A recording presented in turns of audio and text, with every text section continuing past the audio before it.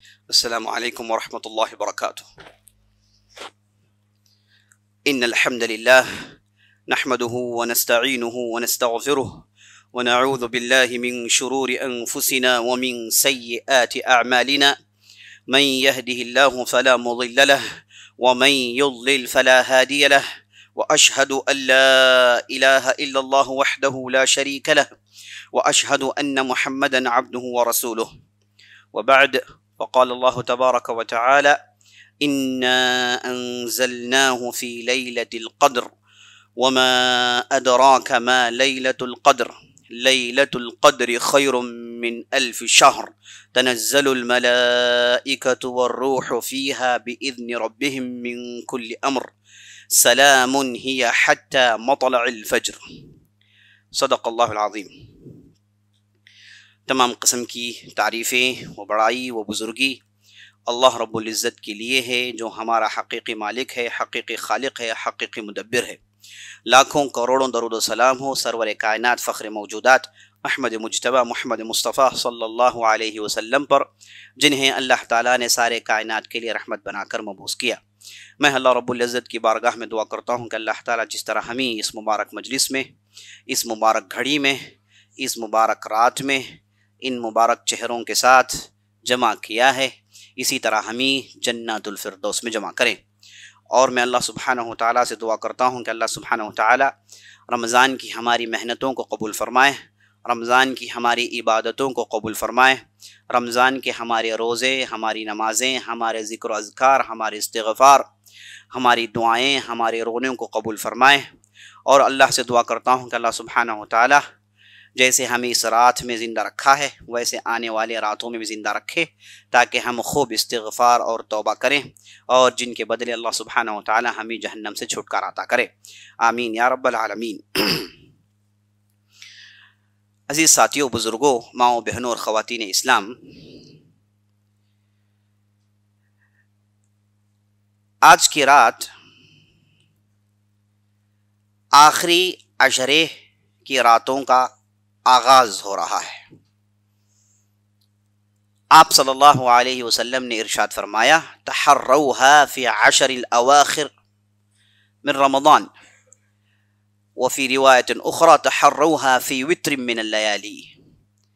آپ نے ارشاد فرمایا صلی اللہ علیہ وسلم کہ رمضان کے آخری عشرے میں ڈھونڈو، جستجو کرو، محنتوں کرو، تلاشو اس مبارک رات کو جسے لیلۃ القدر کہا جاتا ہے۔ یہ جو راتیں ہیں اتنی برکت والی ہیں، اتنی برکت والی ہیں کہ یہ کہنا کافی ہے کہ ان راتوں میں ایک رات کو اللہ نے چھپا لیا ہے، جسے لیلۃ القدر کی رات کہتے ہیں۔ اور لیلۃ القدر کی رات کے لیے یہ کہنا کافی ہے کہ اس رات میں اللہ نے قرآن نازل کیا۔ لیلۃ القدر کی تعریف میں، اس کی فضیلت میں یہ کہنا بھی کافی ہے کہ اس رات کی عبادتیں 1000 مہینوں کی عبادت سے بہتر ہے۔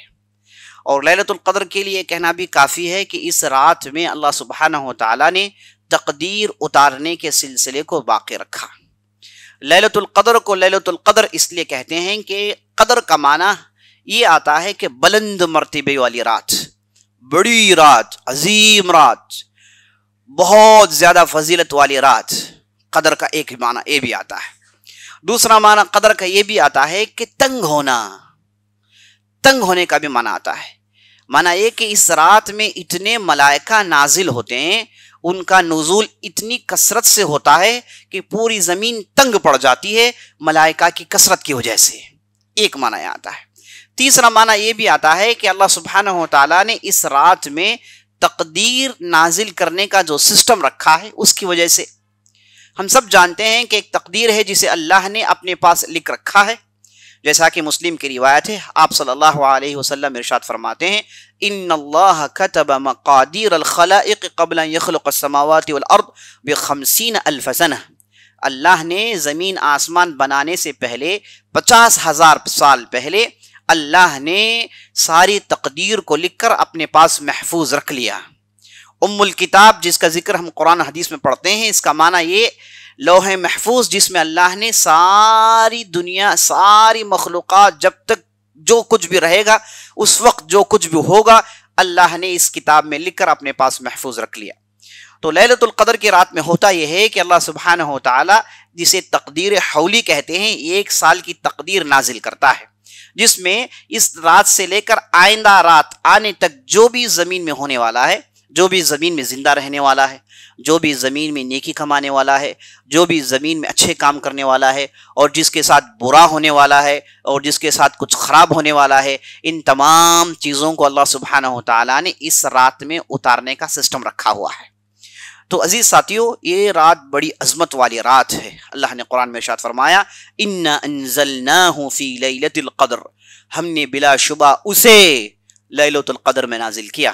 اسے ہو، اِنَّا أَنزَلْنَاهُ، یہ جو ضمیر ہے یہ کہاں لوٹتی ہے؟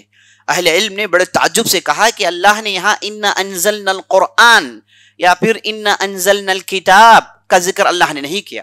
اللہ نے کہا ہم نے اسے نازل کیا ہے۔ تو کوئی بھی چیز کو غائب کی طرف لوٹایا جائے، ضمیر کو غائب کی طرف لوٹایا جائے، عربی زبان میں اس کی اہمیت بہت زیادہ بڑھ جاتی ہے۔ آدمی سامنے موجود ہو لیکن اسے غائب کی طرح اس سے گفتگو کی جائے، تھرڈ پرسن کی طرح اس سے گفتگو کی جائے تو اس کی عظمت بڑھ جاتی ہے۔ اور یہی اسلوب ہم قرآن کے آغاز میں دیکھتے ہیں۔ اللہ نے کہا ذالک الکتاب لا ریب فیہ، الف لام میم، ذالک الکتاب لا ریب فیہ، الف لام میم، وہ کتاب جس میں کوئی شک نہیں۔ وہ کون سی کتاب؟ اشارہ قرآن کی طرف ہے۔ تو جب وہ کہا گیا، اسے کہا گیا، تو اسے معلوم ہوا کہ اللہ سبحانہ و تعالیٰ خود اس کی عظمت بیان کر رہا ہے، اللہ سبحانہ و تعالیٰ خود اس کی بڑائی بیان کر رہا ہے۔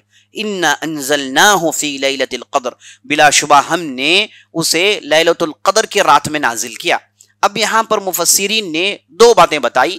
پہلی بات یہ کہ اللہ نے اس قرآن کو عرش سے لے کر پہلے آسمان میں دفعتاً ایک ہی مرتبہ نازل کر دیا۔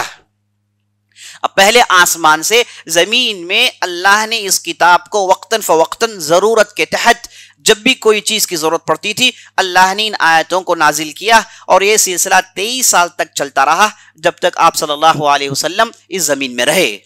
تو اللہ نے عرش سے، لوح محفوظ سے دفعتاً ایک ہی مرتبہ پہلے آسمان میں اللہ نے قرآن کو اتار دیا۔ ایک معنی آتا ہے۔ دوسرا معنی یہ آتا ہے کہ اللہ نے اس قرآن کو جیسے ہی اس کی ضرورت پڑتی تھی آپ صلی اللہ علیہ وسلم کے دل میں نازل کرتا تھا۔ ایک سلسلہ تھا جو 23 سال تک چلتا رہا۔ دونوں معنی اس کے اندر آتے ہیں، لیکن الفاظ پر غور کرتے ہیں۔ اِنَّا أَنزَلْنَاهُ، قرآن ایک ایسی چیز ہے جس کے الفاظ پر غور کرنے ہیں۔ اس کے جو الفاظ ہیں موتی ہیں، موتی، اس کے جو الفاظ ہیں ہیرے ہیں، اس کے جو الفاظ ہیں دنیا کے سب سے عمدہ اور سب سے قیمتی مہنگے چیزوں سے اسے جوڑ کر دیکھا جا سکتا ہے کہ اتنے بہترین الفاظ کا انتخاب ہوا ہے۔ تو قرآن کی اس ٹکڑی پر ہم غور کرتے ہیں۔ اِنَّا أَنزَلْنَاهُ، پہلے تو کہا گیا اِنَّا، بلا شبہ ہم۔ جب اللہ نے اپنے آپ کو ہم کہا تو بات معلوم ہو گئی کہ کوئی بہت زبردست بات آنے والی ہے، کوئی زبردست کام کیا جانے والا ہے، کیونکہ اللہ سبحانہ و تعالیٰ جب بھی ہم کہتا ہے تو اسے معلوم ہو جانا چاہیے ایک رائل وی ہے جس کے اندر عظمت، بڑائی، بزرگی، مجد سب چیز داخل ہے۔ اِنَّا أَنزَلْنَاهُ، پھر اللہ نے کہا أَنزَلْنَاهُ، ہم نے اسے نازل کیا۔ یہاں پر یہ نہیں کہا گیا نزلناهُ، کہا گیا أنزلناهُ۔ نزلنا، انزلنا، یہ دونوں عربی لغت کے اعتبار سے زبردست اپنے اندر فرق رکھتے ہیں۔ انزلنا کا معنی ہم نے ایک ہی مرتبہ نازل کیا، نزلنا کا معنی ہم نے وقتاً فوقتاً تدریجی طور پر جب جب ضرورت پڑی تب تب آیتوں کے ایک مجموعے کو، ایک حصے کو زمین میں نازل کرتے رہے، جو 23 سال تک یہ سلسلہ چلتا رہا۔ ایک معنی اس کے اندر یہ آتا ہے اِنَّا أَنزَلْنَاهُ اِنَّا نَزَّلْنَاهُ، دونوں میں بہت بڑا فرق ہے۔ اسی لیے مفسرین نے کہا کہ انزلنا سے مراد یہ ہو سکتا ہے کہ اللہ نے پورے قرآن کو لوح محفوظ سے پہلے آسمان میں دفعتاً ایک ہی مرتبہ نازل کر دیا۔ دوسرا معنی یہ ہو سکتا ہے کہ 23 سال کی اس مدت میں جب بھی ضرورت پڑی اللہ نے ان آیتوں کو نازل کرنے کا سسٹم اپنے پاس رکھا ہوا تھا۔ دونوں معنی اس کے اندر پیدا ہوتے ہیں۔ انزلناہ، میں نے آپ کو بتایا کہ ضمیر جو غائب کی طرف لوٹائی گئی ہے اس کے اندر عظمت کی طرف اشارہ ہے، اس کے طرف بڑائی کی طرف اشارہ ہے، اس کے طرف بہت ہی بڑی چیز ہونے کی طرف اشارہ ہے۔ اِنَّا أَنزَلْنَاهُ فِي لَيْلَةِ الْقَدْرِ، ہم نے اسے لیلۃ القدر میں نازل کیا، لیلۃ القدر میں نازل کیا۔ تو اسے بات آپ کو معلوم ہو گئی جب آپ صلی اللہ علیہ وسلم پر وحی کا سلسلے کا آغاز ہوا تو وہ لیلۃ القدر کی رات تھی۔ جب آپ صلی اللہ علیہ وسلم غار حرا میں تھے، اچانک जिब्राइल से मुलाकात हुई, जिब्राइल उधर अचानक दिखते हैं, तो मालूम हुआ कि वो लैलतुल क़द्र की रात थी। तो वही का सिलसिले का आगाज लैलतुल क़द्र की रात में हुआ। एक बहुत बड़ी अजमत, इन्ना अंज़लनाहु फी लैलतुल क़द्र वमा अदराका मा लैलतुल क़द्र। ये कुरान का उसलूब है, ये उसलूब, ये तरीका, एक किस्म का अप्रोच है कुरान के अंदर, जिसमें वो चाहता है कि सुनने वाले गौर से सुने, सुनने वाले गौर से सुने। उसके बाद कोई बात जबरदस्त सुनाई जाने वाली है। अल कारिआ मल कारिआ वमा अदराका मल कारिआ। खटखटाने वाली, आप क्या जानते हैं खटखटाने वाली क्या है? आपको किसने इल्म दिया कि खटखटाने वाली क्या चीज है? ये कुरान का उसलूब है। अल हाक़्क़तु मल हाक़्क़ा वमा अदराका मल हाक़्क़ा। ये अचानक धमकाने देने वाली चीज जब आएगी, आपको क्या मालूम है कि धमका देने वाली चीज क्या है? तो ये कुरान का उसलूब है, जिससे कुरान सुनने वालों की इंतबाह, उनके अटेंशन को अपने तरफ ग्रैब करता है। इन्ना अंज़लनाहु फी लैलतुल क़द्र वमा अदराका मा लैलतुल क़द्र। और आप क्या जानते हैं कि लैलतुल क़द्र क्या चीज है? लैलतुल क़द्र किस चीज का नाम है, क्या आप जानते हैं? वमा अदराका मा लैलतुल क़द्र लैलतुल क़द्र खैरुम मिन अल्फ शहर। अल्लाह ने कहा, उसके बाद जब सुनने वाले के पूरे अटेंशन को अपने तरफ अल्लाह ने ग्रैब कर लिया, तो उसके बाद उसे कहा गया लैलतुल क़द्र, लैलतुल क़द्र ऐसी रात है, ऐसी रात है। वमा अदराका मा लैलतुल क़द्र लैलतुल क़द्र खैरुम मिन अल्फ शहर। ऐसी रात है जो 1000 महीनों से ज्यादा बेहतर है। अहले इल्म ने कहा 1000 महीनों से बेहतर, ज्यादा किस माने में? 1000 महीने में कितने साल होते हैं? लगभग 80 साल होते हैं। 80 इंटू आप 360 कर लीजिए, जो ये जो दिन निकल आते हैं, इन दिनों से ये रात बेहतर है। माना क्या है? इन दिनों से ये रात बेहतर किस एतबार से है? क्या इन दिनों में जो काम करते हैं, उन कामों को इस रात में हम कर सकते हैं? या फिर किस एतबार से इन दिनों से ये रात अफजल है? तो अहले इल्म ने कहा कि इन दिनों में जितनी भी आप इबादत करते हैं, उन इबादतों से बेहतर इस रात की इबादत है। ये जो 80 साल आपकी जो इबादत होगी, जिसमें आप सजदा करेंगे, रुकू करेंगे, क़ियाम करेंगे, तिलावत कलाम पाक करेंगे, जिक्र करेंगे, इस्तिग़फ़ार करेंगे, रुजू इलल्लाह करेंगे, अल इनाबा इलल्लाह करेंगे, सब जो इबादतें आप करते हैं, ये जो 80 साल की मुद्दत में, इससे बेहतर एक रात की इबादत है। इससे बेहतर एक रात की इबादत है। अगर किसी ने इस एक रात को हासिल कर लिया, उसमें उसने वो इबादत कर ली, तो उसने गोया के 80 साल की इबादत को अपने खाते में लोड कर लिया। जब तराजू में आमाल नामों को तोला जाएगा, उसकी जिंदगी तो छोटी होगी, उसकी जिंदगी 60-65 साल की होगी या फिर 40 साल की होगी, लेकिन जितने रमजान उसने हासिल किए, उन रमजानों में जितने लैलतुल क़द्र को उसने हासिल किया, अब इन रातों को आप 80 साल से मल्टीप्लाई कर लें और ये वजन तराजू में दिखाया जाएगा। अल्लाह अकबर। उसकी जिंदगी 40-50 साल, लेकिन तराजू में दिखाया जाएगा कि 1000 साल जिंदगी इसकी, 2000 साल की जिंदगी है, क्योंकि इसने लैलतुल क़द्र को पाया और उसमें उसने इबादत की। तो अल्लाह के नजदीक इसकी इबादत की ये वैल्यू हो गई कि गोया कि उसने 1000 महीनों की इबादत की। अल्लाह अकबर। लैलतुल क़द्र खैरुम मिन अल्फ शहर तनज़्ज़लुल मलाइकतु वर्रूहु फ़ीहा बिइज़्नि रब्बिहिम मिन कुल्लि अम्र। अब ये रात जिसके बारे में पहले कहा गया कि आप क्या जानते हैं, उसके बाद कहा गया कि ये रात 1000 महीनों की इबादत से बेहतर है, और ये कहा जा रहा है कि ये रात ऐसी अजमत वाली है कि इस रात में मलाइका पे दर पे तापड़ तो आसमान से जमीन में उतरते हैं। इतनी ज्यादा इनकी तादाद होती है, इतनी कसरत से आसमान से उतरते हैं कि जमीन में तिल डालने के लिए जगह नहीं होती। इसीलिए मैंने आपको शुरू में कहा, कदर का माना तंग होने का होता है। तंग होने का इस एतबार से इतने मलाइका, इतने फरिश्ते, अल्लाह के मुकर्रब बंदे जमीन में इतनी बड़ी तादाद में नाजिल होते हैं, गोया कि तिल डालने के लिए जगह नहीं होती। सब जमीन में आकर जमीन को चकाचौंध कर देते हैं, जमीन को अल्लाह के रहमत से भर देते हैं। अल्लाह अकबर। और उसके बाद अल्लाह ने कहा तनज़्ज़लुल मलाइकतु वर्रूह। ये कुरान का बड़ा ही अजीब उस्लूब है। ये कोई चीज को जनरल बयान करता है और उसके बाद उस जनरल चीजों में से एक चीज को खास करके बयान करता है, ताकि लोगों को मालूम हो जाए कि ये जो खास जिसे किया गया है इसकी गैर मामूली अहमियत है। तो अल्लाह ने कहा कि पूरे मलाइका, अल मलाइका, जो अल्लाह जिनको उतारना चाहता है वो पूरे मलाइका नाजिल होंगे। लेकिन गौर से सुनो, اب غور سے سن لو، والروح، یہاں پر جبرائیل بھی نازل ہوں گے. والروح، روح جبرائیل امین کا نام ہے. جبرائیل کون ہے؟ جو فرشتوں کے سردار ہیں. مطاع ثم امین، یہ وہ ہیں جن کی اتباع فرشتے کرتے ہیں، اور یہ ان کی عظمت، اللہ اکبر. جبرائیل علیہ السلام یہ صرف انبیاء علیہ السلام کے پاس آتے ہیں اور صرف وہی لے کر آتے ہیں، اور کبھی کبھار عذاب لے کر آتے ہیں. خاص طور پر یہود پر انہوں نے کئی مرتبہ اللہ کا عذاب لایا ہے.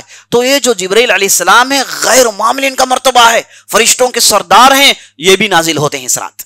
اس کے طرف اشارہ ہے. تتنزل الملائکۃ والروح فیہا، اس رات میں من کل امر، ہر چیز کے بارے میں، ہر چیز کی تقدیر لے کر اس رات نازل ہوتے رہتے ہیں. فیہا من کل امر سلام ہی حتی مطلع الفجر. سلام کیا معنی؟ سلامتی. سلامن کا معنی سلامتی، امن، امان، پیس، قوم، یہ جو بھی کہتے ہیں یہ سب سلام کے لفظ کے اندر یہ معنی ہائیلی لوٹ کیے ہوئے ہیں. معنی خیز لفظ ہے. معنی یہ کہ جب ملائکہ نازل ہوتے رہیں گے سلامتی پھیلتی رہے گی. زمین والوں کے لیے سلامتی کا پیغام ہے، زمین والوں کے لیے امن کا پیغام ہے. کیا کس سے امن؟ اللہ کے عذاب سے امن. کس سے بچنے کا پیغام؟ اللہ کی آگ سے بچنے کا پیغام. جہنم کی آگ سے چھٹکارا، اس کا اعلان، اس کا پیغام دیا جا رہا ہے. اللہ اکبر. فیہا من کل امر سلام، یہ رات بھرپور سلامتی والی ہے. ایک معنی آتا ہے یہ پوری رات جس کے اندر سلامتی کو بھرا گیا ہے، امن کو بھرایا گیا ہے. یہ پیغام اس رات اللہ سبحانہ و تعالی اپنے مقرب بندوں کو دیتے رہتا ہے. سلام ہی حتی مطلع الفجر. اور یہ سلسلہ کب تک جاری رہے گا؟ جب تک فجر صادق نہ طلوع ہو جائے. جیسے ہی فجر صادق طلوع ہو جاتا ہے تو یہ برکتیں، ان تمام چیزوں کو سٹاپ کر دیا جاتا ہے. بڑے عجیب و غریب الفاظ ہیں اس سورت کی. اب اس سورت کے اندر جو معنی ہیں اور جو معنی دماغ میں سمندر کے لہروں کی طرح مار رہے ہیں، اب اس چیز کو ہم بیان کرتے ہوئے بیٹھیں گے تو کئی وقت نکل جائے گا. میں صرف اس طرف اشارہ کرنا چاہتا ہوں کہ یہ بڑی بابرکت والی رات ہے. اگر آپ نے کبھی سوچا ہے کہ آپ کو کچھ اچھائی کرنی ہے تو یاد رکھ لیجئے ایسی رات میں ہی آپ کو کرنی ہے. اگر آپ نے سوچا ہے کہ کسی کو کچھ دینا ہے، یاد رکھ لیجئے اس رات کو بہترین مناسب وقت ہے وہ کام کرنے کے لیے. اگر آپ نے سوچا ہے کہ مجھے کبھی رونا ہے تو یاد رکھ لیجئے اس رات سے بہتر آپ کو کوئی رات ملنے والی نہیں ہے جہاں پر آپ رو سکتے ہیں. اگر کبھی آپ نے سوچا ہے کہ مجھے فلاں گناہوں سے استغفار کرنا ہے، سیریسلی استغفار کرنا ہے، سیریسلی مجھے توبہ کرنا ہے، تو جان لیجئے کہ اس رات سے بہتر وہ کوئی وقت آنے والا نہیں ہے جس میں آپ وہ کام کر سکتے ہیں. اگر آپ نے سوچ رکھا ہے کہ مجھے فلاں بندے سے معافی مانگنی ہے کیونکہ میں نے اس کے ساتھ غلطی کا سلوک کیا ہے، مجھ سے اسے غلطی ہو گئی، میں نے اسے زیادتی کی، آپ نے سوچ رکھا ہے کہ مجھے اسے معافی مانگنا ہے، تو یاد رکھ لیجئے یہ رات سب سے بہتر ہے معافی مانگنے کے لیے. اگر کسی نے سوچا کہ میں نے والدین کے ساتھ کوتاہی کی ہے، مجھ سے غلطیاں ہو گئی ہیں، مجھے جو کرنا ہے میں نے نہیں کیا ہے، مجھ سے خامیاں سرزد ہوئی ہیں، اگر یہ سوچا ہے، معافی مانگنا چاہتا ہے، عزیز ساتھیو اس رات سے بہتر کوئی دوسرا موقع ملنے والا نہیں ہے. اگر کسی نے سوچا ہے کہ میری تجارت میں فلاں پیسہ حرام کا آ گیا ہے، اس سے مجھے چھٹکارا حاصل کرنا ہے، اسے مجھے ڈسپوز کرنا ہے، اس رات سے بہتر کوئی دوسرا وقت نہیں ہے جس میں آدمی اپنے آپ کو ان چیزوں سے بچائے. کتنی ایسی نیکیاں ہیں جو ہم اس رات میں کر سکتے ہیں.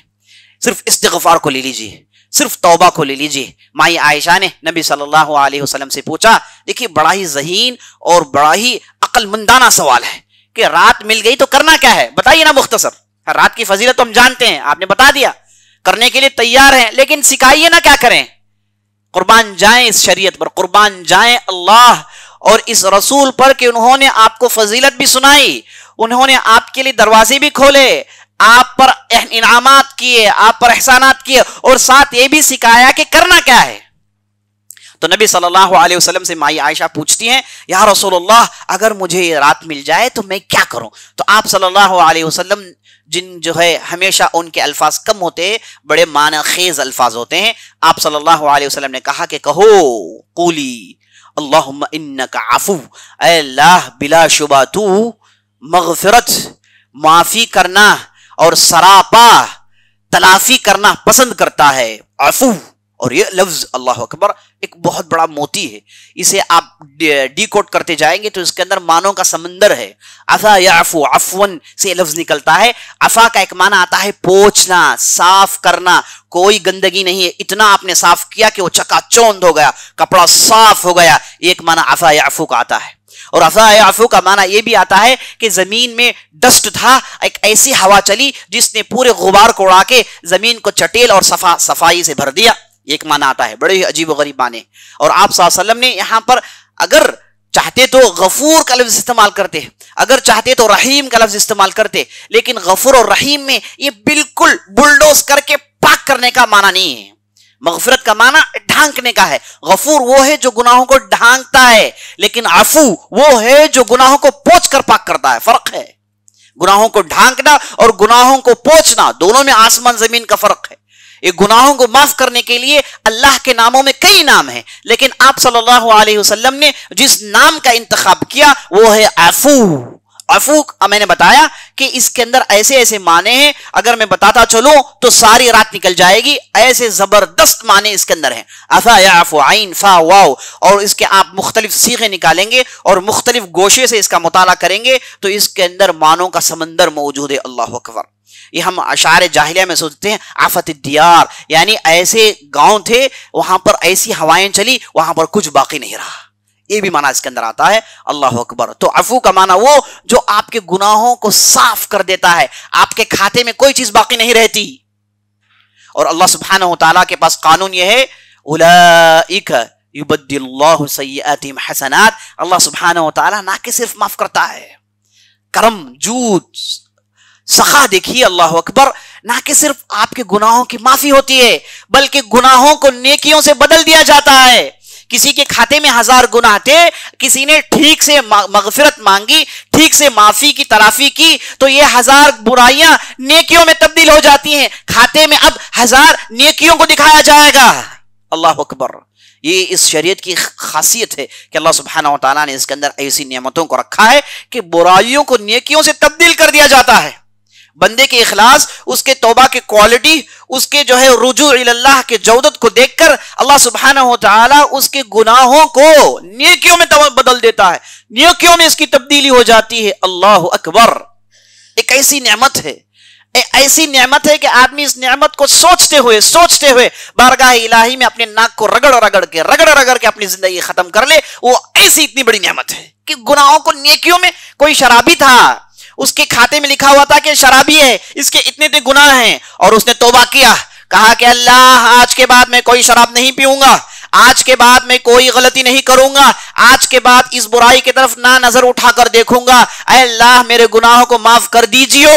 اس نے اگر کہا تو یہ جو شراب پینے کا جو اس کے اندر لکھا ہوا تھا اسے اللہ سبحانہ وتعالیٰ نیکیوں میں تبدیل کر دیتا ہے۔ اللہ اکبر۔ قربان جائیں اس رب پر، قربان جائیں اس رحمان اور رحیم پر جو بندوں سے اتنی رحمت اور اتنی رحمت سے پیش آتا ہے۔ اللہم انک عفو، اے اللہ بلا شبہ تو سراپا، تو مغفرت کرنے والا ہے، تو برائیوں کو پاک کرنے والا ہے، برائیوں کو صاف کرنے والا ہے۔ انک عفو تحب العفو، اللہ سبحانہ وتعالی برائیوں کو تو صاف کرتا ہے، برائیوں کو تو پاک کرتا ہے، لیکن یہ بھی ہو سکتا ہے نہ چاہتے ہوئے کرے، یہ بھی ہو سکتا ہے کہ بندوں کی توبہ کی وجہ سے اللہ نے اسے کر دیا، لیکن یہ رحمان اور رحیم جس کی ہم عبادت کرتے ہیں اس کا عالم کچھ اور ہے، ہم نے سمجھا ہی نہیں۔ وما قدر اللہ حق قدرہ، ہم نے کبھی اس کی قدردانی کی نہیں ہے۔ وہ آپ کو چاہتا ہے، ہم نے اسے نہ چاہا نہیں، وہ آپ کے پاس آتا ہے، ہم اس کے پاس جاتے نہیں، وہ معاف کرنا چاہتا ہے، ہم نے معافی نہیں مانگی، وہ دینا چاہتا ہے، ہمیں مانگنا نہیں آتا، وہ آپ کو اچھا بنانا چاہتا ہے، آپ اچھا بننا نہیں چاہتے، وہ آپ کو جنت میں ڈالنا چاہتا ہے، ہم جنت میں جانا نہیں چاہتے، یہ کوتاہیاں ہماری ہیں۔ اسی لیے نبی صلی اللہ علیہ وسلم کہتے ہیں ما تقرب الیہ عبد بشبر، اگر کوئی بندہ ایک جان اللہ کے قریب جاتا ہے تو وہ ایک ہاتھ قریب آتا ہے، اگر وہ ایک ہاتھ قریب جاتا ہے تو وہ اس کے طرف ایک لمبا راستہ طے کر آتا ہے، اگر وہ اس کے طرف چل کر جاتا ہے تو وہ اس کے طرف دوڑ کر آتا ہے۔ یہ رحمان ہے ہم جس کی عبادت کرتے ہیں. بسم اللہ الرحمن الرحیم الحمدللہ رب العالمین الرحمن الرحیم الرحمن الرحیم. ایک دن میں کم از کم 17 مرتبہ اسے پڑھتے ہیں. کہتے ہیں کہ اللہ سراپا رحمت والا، سراپا کرم والا، معاف کرنا پسند کرنے والا. یہ اللہ کے اوصاف ہیں. اللہ اکبر. تو ہو سکتا ہے کہ معاف کرے اور معاف کرنا نہیں چاہے. ایسا ممکن ہے، انسان کرتا ہے، کسی کو معاف کرتا ہے لیکن معاف کرنا چاہتا نہیں، لیکن مجبوری معاف کر دیتا ہے. لیکن یہاں پر یہ رب کا معاملہ کچھ اور ہے، یہ کرم الہی کا معاملہ کچھ اور ہے.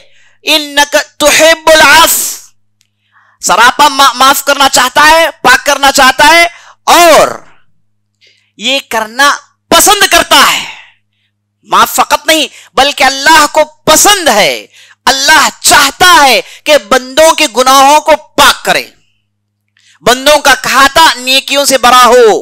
اللہ کی یہ مرضی ہے، اللہ کی یہ چاہت ہے کہ قیامت کے دن آدمی کھڑا ہو تو وہ جنت کا مستحق ہو کر کھڑا ہو. وَلَا تَمُوتُنَّ إِلَّا وَأَنْتُمْ مُسْلِمُونَ. اللہ نے قرآن میں کب کا اعلان کر دیا؟ وہ چاہتا ہے کہ پوری بنی نوع انسان اللہ کے ہاں مسلمان بن کر کھڑا ہو اور سب کو اللہ سبحانہ و تعالیٰ جنت میں ڈال دے. یہ شیطان کے وسوسوں میں پڑنے والے، شیطان کے پیچھے چلنے والے، نفس کی پرستش کرنے والے، نفس کے بندے، اللہ کے رحمت کے تعلق سے غفلت میں پڑے ہوئے لوگ، دن دھاڑے غفلت میں پڑے ہوئے لوگ، رات بھر غفلت میں پڑے ہوئے لوگ، یہ سوچتے نہیں کہ اللہ نے کس لیے انہیں بنایا ہے، کس کی زمین میں رہتے ہیں، کس کا کھاتے ہیں، کس کا پیتے ہیں. ان تمام چیزوں سے غفلت میں جو لوگ پڑے ہیں، اب ان کا کیا کریں؟ اب ان کا کیا کریں؟ ایسے لوگ جو انتہائی غفلت میں پڑے ہوتے ہیں ان سے بڑی بڑی غلطیاں ہوتی ہیں اور غلطیوں کی وجہ سے وہ جہنم میں جانا انہیں کے لیے ناگزیر ہو جاتا ہے، ضروری ہو جاتا ہے. تو اللہ سبحانہ و تعالیٰ چاہتا ہے کہ بندے پاک و صاف ہو، چاہتا ہے کہ وہ جنت میں جائے. یہ رحمان اور رحیم اللہ کے اوصاف کے متقاضی باتیں جو میں آپ کو کہہ رہا ہوں کہ اللہ چاہتا ہے کہ ہم اچھے ہوں. پورا قرآن کا مطالعہ کر لیجئے، اللہ نے ہمیشہ چاہا کہ لوگ جنت جائیں، لیکن یہ لوگوں کی غلطیاں ہیں جس کی وجہ سے وہ جہنم میں جاتے ہیں. یہ شیطان کی اتباع ہے اور صبر کرتے نہیں، جلد بازی کرتے ہیں اور ہر چیز کو اپنے سامنے دیکھنا چاہتے ہیں.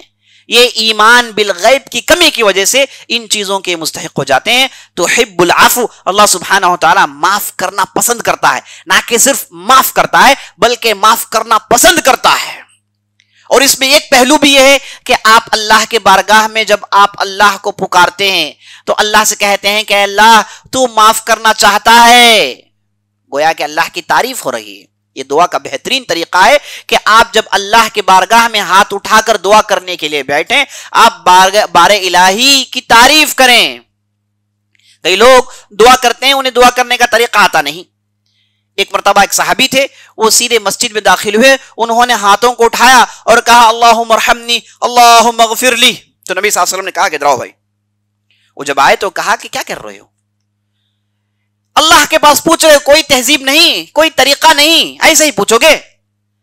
یاد رکھنا، جب بھی دعا کرنا چاہتے ہو تو سب سے پہلے اللہ کی تعریف بیان کرنا.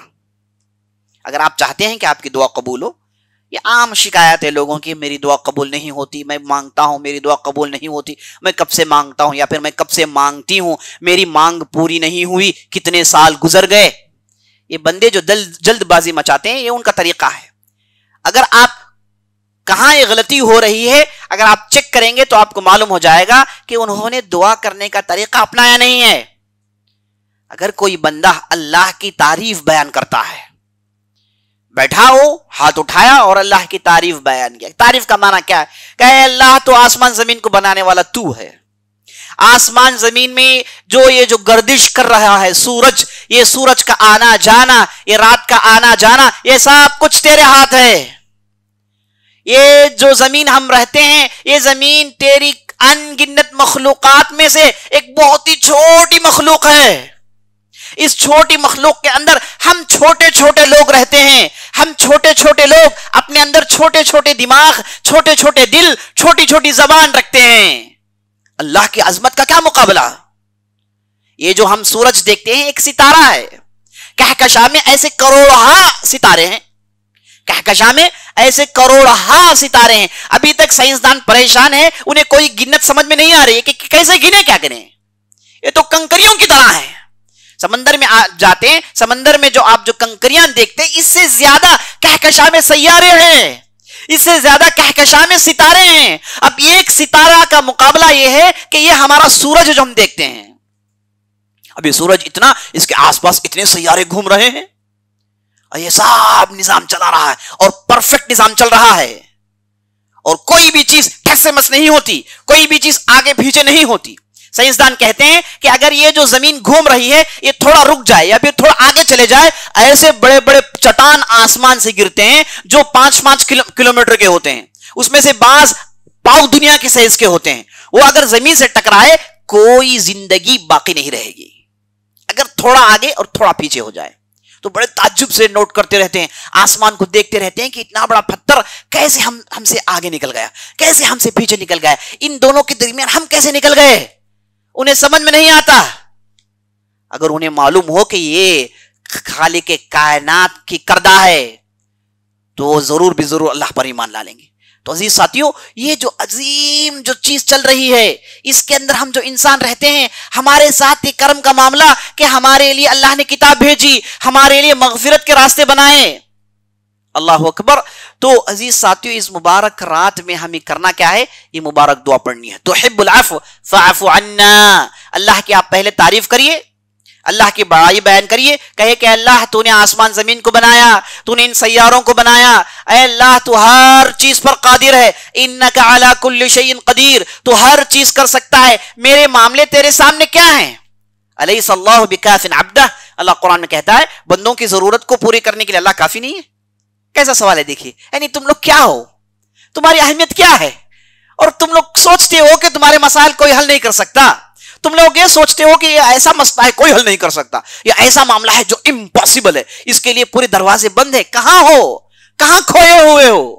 کبھی سوچا کہ آسمان کس نے کھڑا کیا، یا آسمان بغیر ستون کے کھڑا ہوا ہے؟ کبھی سوچا اس تعلق سے؟ یہ جو زمین جسے اللہ نے بنایا ہے، اس کے اندر ایسی ایسی مخلوقات کوئی گن نہیں سکتا، ان تمام چیزوں پر قادر، آپ کے مسائل کو حل نہیں کر سکتا۔ اسی لیے نبی صلی اللہ علیہ وسلم نے کہا کہ اگر آپ اللہ سے مانگے تو پورے وثوق کے ساتھ مانگے، یہ نہیں کہ اللہ تو کر سکتا ہے، یہ تو نہیں کر سکتا ہے، تو چاہے تو دے، تو چاہے تو نہ دے، یہ نہیں، مانگنا ہے، اے اللہ تو دے، تو دینے پر قادر ہے، اگر تو نہیں دے گا تو کو دے گا کون؟ تو پہلے اللہ کی تعریف بڑائی بیان کریں، اور آپ کی کمزوری کا اعتراف کریں کہ اللہ بلا شبہ میں گنہگار ہوں، مجھ سے گناہ ہوئے ہیں، اپنی غلطیوں کا اعتراف کریں، اور اللہ کو یہ اعتراف بہت پسند ہے۔ نوح علیہ السلام مچھلی کے پیٹ پہ چلے گئے اور 40 دن تک اندر ہیں، پکارا، سب کچھ کیا، لیکن جب کہا لا الہ الا انت سبحانک انی کنت من الظالمین، اے اللہ تیرے علاوہ کوئی معبود برحق نہیں، اے بلا شبہ یہ میری غلطی ہے، میری غلطی ہے کہ میں نے قوم کو چھوڑا بغیر تیری اجازت کے۔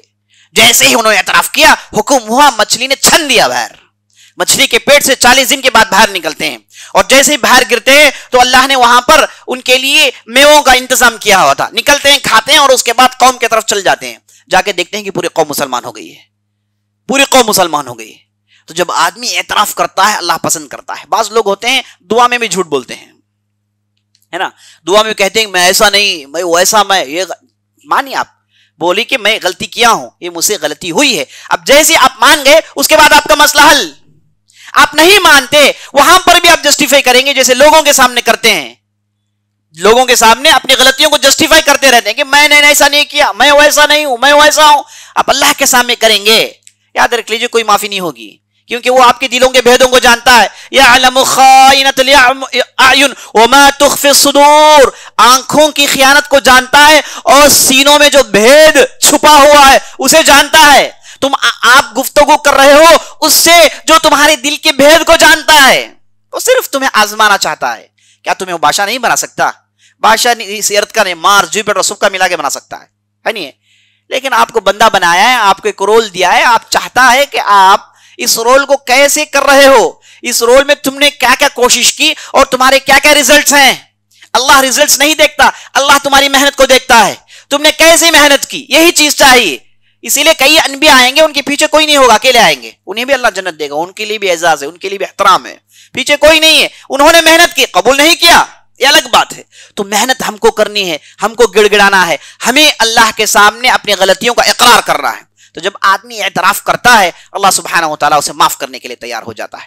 نبی صلی اللہ علیہ وسلم کہتے ہیں کہ جب آدمی مانگے اللہ سبحانہ و تعالیٰ یحب الملحین، اللہ دعا مانگنے والے اور دعا میں گڑ گڑانے والے اور دعا میں حجت کرنے والے، جیسے ہمارے کلوکیل میں کہتے ہیں حجت کرنا چاہیے ہی چاہیے، ایسے لوگوں کو بہت پسند کرتا ہے، ایسے لوگوں کو بہت پسند کرتا ہے. آپ مانگتے رہیے اے اللہ مجھے چاہیے، جیسے بچہ اپنے باپ کے پاس روتا ہے، گڑ گڑاتا ہے، کہتا ہے کہ فلاں چیز مجھے خرید دو، اس کی کیفیت ہونی چاہیے اللہ کے پاس جب بندہ مانگتا ہے. تو یہ چیزیں کسی نے سیٹسفائی کیا، پھر نبی صلی اللہ علیہ وسلم پر درود بھیجا، پھر اپنے مسائل مانگے، اس کی دعا 100% قبول. اگر دعا قبول نہیں تو اس کے برابر اس کے گناہوں کو معاف کر دیا جائے گا، اس کے برابر اس کی نیکی کے کھاتے میں ایڈ کر دیا جائے گا، یا پھر اس دعا کو ڈیلے کیا جائے گا، جب اسے زیادہ ضرورت پڑے گی تب اس چیز کو دیا جائے گا، یا پھر دنیا میں نہیں دیا جائے گا، قیامت کے دن اس کا بہت بڑا بدلہ ملے گا. وہ اس وقت کہے گا کہ آئے کاش میری کوئی دعا قبول نہیں ہوتی زمین میں، اس کا بدلہ پورا ان کیش مجھے قیامت کے دن ہو جاتا، اتنا بڑا بدلہ اسے ملے گا. آپ جب اللہ کی بارگاہ میں ہاتھ اٹھاتے ہیں اللہ کو شرم آتی ہے کہ آپ کے ہاتھ کو خالی چھوڑے. ان اللہ یستحی ان یرد ایدی عبدہ صفرا، حدیث میں آتا ہے کہ اللہ کو شرم آتی ہے کہ بندے کے ہاتھ اٹھائے جائیں اور اس ہاتھ کو خالی چھوڑے، اللہ سبحانہ و تعالیٰ کو شرم آتی ہے. اللہ اکبر، ایسے خلاق ایسے رازق کی بارگاہ میں آپ رجوع کرتے ہیں. آپ اس کے سامنے اس رات میں معافی نہیں مانگیں گے تو کس دن کا انتظار ہے آپ کو؟ کس دن کا انتظار ہے؟ تھوڑا خیال کیجئے کہ اچانک آپ کو موت آ گئی، آپ کو لوگ لے کر گئے، آپ کو کفنایا، آپ کو دفنایا، آپ کو کالی کھوٹی میں پھینک دیا، اوپر مٹی ڈال دیا. تھوڑی دیر کے لیے آپ سوچئے، اسے اوپر سے مٹی ڈال دیا، کوئی نہیں ہے، کوئی یار کوئی مددگار نہیں ہے، کوئی بیوی بغل میں نہیں سوئے گی، کوئی دوست ساتھ نہیں سوئے گا، کوئی باپ کہے گا نہیں کہ میرا لڑکا ہے میں اس کے ساتھ سو جاتا ہوں، کوئی نہیں، سب چھوڑ کے چلے جائیں گے. اس وقت آپ کا ساتھ صرف اللہ دے سکتا ہے، اس کے علاوہ کوئی نہیں. اس وقت آپ کی آہ صرف اللہ سن سکتا ہے. اس وقت آپ بے یار مددگار ہو جائیں گے، کوئی بیک اپ نہیں، کوئی پشت پناہی نہیں، کوئی ساتھ دینے کے لیے نہیں، صرف آپ ہیں اور آپ کا رب ہے اور یہ کالی کھوٹی ہے.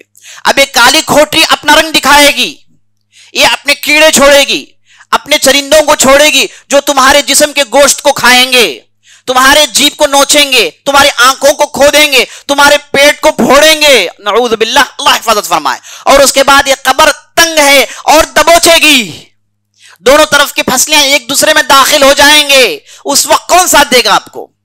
کون بچائے گا آپ کو؟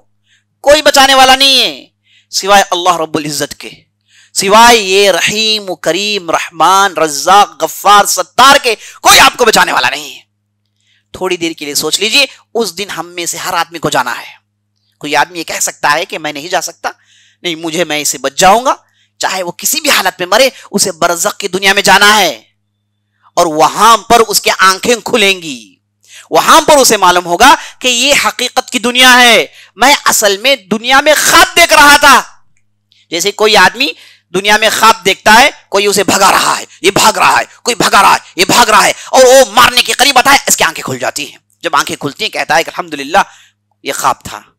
جب آنکھیں کھلتی ہیں وہ دنیا کی زندگی میں آتا ہے، کہتا ہے کہ الحمدللہ. جب وہ مرے گا حقیقت کی دنیا میں آنکھیں کھلے گی، اور دنیا اس وقت اسے کیا نظر آئے گی کہ میں تو دنیا میں ایک پہر کے لیے تھا، دنیا میں میری زندگی 4 گھنٹے 5 گھنٹے کی تھی، میں نے کیا غلطی کر ڈالی، میں نے اس مدت کو کیوں استعمال نہیں کیا، اس مدت کو میں نے کار خیر میں کیوں استعمال نہیں کیا. چیخے گا، چلائے گا. یاد رکھ لیجئے کوئی واپسی نہیں ہے.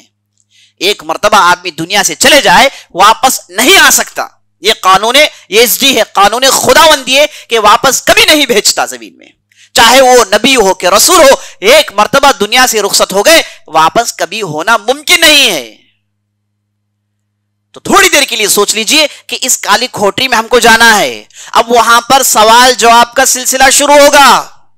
وہاں پر پوچھا جائے گا کہ بھائی یہ جو تمہیں اللہ نے طاقت دی ہے، تمہیں اللہ نے مضبوط جسم دیا ہے، اللہ نے آنکھیں دی ہے، اللہ نے زبان دی ہے، اللہ نے تمہارے جسم کو مضبوط کیا ہے، تم نے ان نعمتوں کا کیا کیا؟ کیسی نیکی کمائی تم نے؟ غلطیاں کی نہیں، نیکیاں کی. پوچھا جائے گا. تمہارے ایمان کے تعلق سے پوچھا جائے گا، تمہارے دین کے تعلق سے پوچھا جائے گا، جوابات صرف اس آدمی کو بن پڑیں گے جس نے زمین میں اپنی زندگی کا صحیح استعمال کیا۔ یہ کوئی عام سوال جواب نہیں ہے کہ آپ کو آنسر پہلے سے بتا دیا جائے اور آپ ادھر پہنچے آنسر سنا دیں۔ ہولناک منظر ہوگا۔ کبھی کسی کو مرتے ہوئے دیکھا ہے؟ موت اسے کیسے آتی ہے آپ نے کبھی دیکھا ہے؟ جسم سے کیسے روح نکلتی ہے کیا آپ نے دیکھا ہے؟ بڑا ہی بھیانک منظر ہوتا ہے۔ یہ روح جسم کو آسانی سے چھوڑ کر نہیں جاتی۔ تمام دردوں کی ماں ہے موت، تمام دردوں کی ماں ہے موت۔ موت سے بڑھ کر کوئی درد نہیں، موت سے بڑھ کر کوئی مصیبت نہیں۔ انسان جو اپنی زندگی میں سب سے بڑا مسئلہ جھیلتا ہے، سب سے بڑی مصیبت جو دیکھتا ہے وہ ہے موت۔ اس موقع پر کوئی دنیاوی طاقت آپ کی مدد نہیں کر سکتی۔ آپ اس لمحے کو سوچ لیجئے، اس گھڑی کو سوچ لیجئے اور اپنی تیاری کیجئے۔ اس گھڑی کے لیے تیاری کرنی ہے۔ لِمِثْلِ هَذَا فَلْيَتَنَافَسِ الْمُتَنَافِسُونَ، اللہ کہتا ہے کہ اس گھڑی کے لیے آپ کو تیاری کرنی ہے۔ ہم نے آپ کو زندگی دی ہے تاکہ آپ اس گھڑی کو سوچ کر اس کی تیاری کریں۔ محمد رسول اللہ صلی اللہ علیہ وسلم کی حالت یہ ہے کہ موت کے قریب کئی بکٹ پانی آپ کے اوپر سے ڈالا جاتا ہے، جسم گرمی سے تپ رہا ہے، سر پھٹ رہا ہے۔ یہ محمد رسول اللہ صلی اللہ علیہ وسلم جن کے اگلے پچھلے پورے گناہ معاف، جن کا بڑا مرتبہ ہے، سید الانبیاء ہے، جنت کے بہت بڑے سردار ہوں گے، ان کا معاملہ دنیا میں یہ کہ جسم گرمی سے تپ رہا ہے اور زبان میں اللہ کے طرف رجوع کی بات ہے، انتہائی تکلیف جھیل رہے ہیں۔ ہم اور آپ کس کھیت کی مولی ہیں؟ ہم اور آپ اس موقع پر کریں گے کیا تیاری ہم نے کی رکھی ہے؟ کیا ہم نے اس تعلق سے سوچنا چھوڑ دیا ہے؟ کیا ہم نے سوچ لیا کہ ایک دن ہم کو نہیں آئے گا؟ کیا ہم نے یہ سوچا ہے کہ ایک بڑھاپے میں یہ چیز آئے گی اور اس کے لیے اور دن باقی ہیں، میری عمر جب 60-65 کی ہو جائے گی اس وقت یہ لمحہ میری زندگی میں آئے گا؟ یہ کیسی غفلت ہے، یہ کیسا دھوکہ ہے جو ہم اپنے آپ کو دے رہے ہیں۔ کیا ہمارے سامنے نوجوان مرتے ہوئے ہم نے نہیں دیکھا؟ ایسا ہٹا کٹا نوجوان کھڑا ہوا ہے، چند لمحوں کے بعد میت بن کے گر پڑا ہے۔ کتنے ایسے واقعات ہم دیکھتے ہیں، روزمرہ ہم دیکھتے رہتے ہیں، اور تاریخ بلکہ پوری دنیا کا سٹیٹسٹکس یہ بتاتا ہے مرنے والے زیادہ نوجوان ہوتے ہیں، بوڑھے کم مرتے ہیں، نوجوان زیادہ مرتے ہیں۔ تو موت کبھی بھی کسی بھی وقت آ سکتی ہے، اس کے لیے ہم نے کیا تیاری کی؟ اس رات سے بہتر اس دن کے لیے تیاری کرنے کے لیے کون سا موقع ہو سکتا ہے آپ کے لیے؟ عزیز ساتھیوں، وہ لمحوں کو سوچنا چاہیے، اس کے لیے ہم اپنے آپ کو تیار کرنا چاہیے، اور اس کے بعد قیامت کے دن آپ کو کھڑا ہونا ہے، اللہ رب العزت کے سامنے آپ کو کھڑا ہونا ہے، اور اللہ سبحانہ و تعالی آپ سے پرسنل گفتگو کرے گا۔ اللہ اکبر۔ یہاں تک روایت میں آتا ہے کہ اللہ سبحانہ و تعالی آپ کے کھاندوں میں ہاتھ رکھے گا اور آپ سے گفتگو کرے گا، اور آپ سے پوچھا جائے گا کہ آپ نے زمین میں کیا کیا۔ لا تزول قدم عبد، قیامت کے دن انسانوں کے پیر ایک جگہ سے دوسری جگہ کے لیے ہلیں گے نہیں جب تک کہ وہ سوالات کے جوابات نہ دے دیں۔ اس کی نوجوانی اس نے کہاں صرف کی، اس کی دولت کو اس نے کیسے کمایا اور کہاں خرچ کیا، جو عمر دی گئی تھی اس عمر کو اس نے کیسے صرف کیا، یہ چیزوں کے سوالات ہوں گے، اس کے بغیر قدم ہلنے والے نہیں ہیں۔ اور قیامت کی ہولناکی، اللہ اکبر، قیامت کے ہولناکی اللہ خود کہتا ہے ان زلزلۃ الساعۃ شیء عظیم، بلا شبہ قیامت کے وقت جو زلزلے اور جو ہولناکیاں آئیں گی وہ بہت بڑی چیز ہے، بہت بڑی چیز ہے۔ ان ہولناکیوں میں فردن سب سے گفتگو ہوگی اور سب سے پوچھ تاچھ ہوگی۔ آپ کے اعمال نامے آپ کے سامنے ہوں گے، جو بھی آپ کو زندگی دی گئی پورا ریکارڈ سامنے ہوگا۔ لا یغادر صغیرۃ ولا کبیرہ ما لہذا الکتاب لا یغادر صغیرۃ ولا کبیرہ، انسان چیخ کر کہے گا کہ یہ کیسی کتاب ہے، اس نے نہ چھوٹی چیزوں کو چھوڑا ہے، اس نے نہ بڑی چیزوں کو چھوڑا ہے، پوری کی پوری تفصیل اس کے اندر موجود ہے۔ چیخ کر کہے گا، بلبلائے گا۔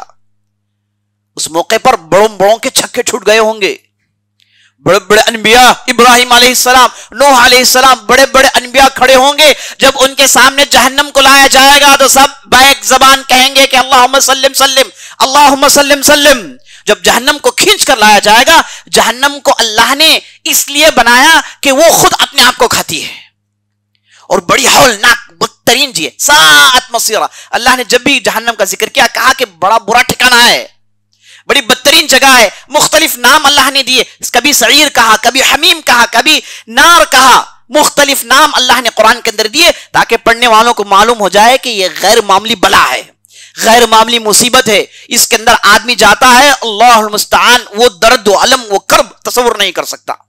جہنم کو کھینچ کر لایا جائے گا، اس کے 70,000 لگام ہوں گے اور ہر لگام کو 70,000 فرشتے تھامے ہوئے ہوں گے اور اسے کھینچ کر لایا جائے گا۔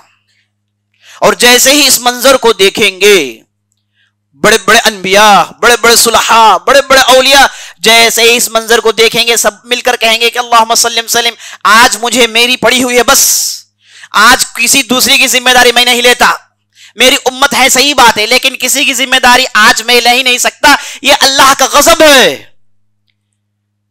نوح علیہ السلام، عیسیٰ علیہ السلام، موسیٰ علیہ السلام، سب کو ہم کہتے ہوئے سنیں گے کہ اللہ آج اتنا غصے میں ہے جو اس سے پہلے کبھی نہیں تھا، اس کے بعد کبھی ایسے نہیں ہوگا، اللہ کا غضب ہوگا۔ اور جہنم کو پیش کیا جائے گا اور جہنم سے اللہ نے پہلے وعدہ کیا ہوا ہے، لَأَمْلَأَنَّ جہنم، ہم تیری پیٹ کو بھریں گے۔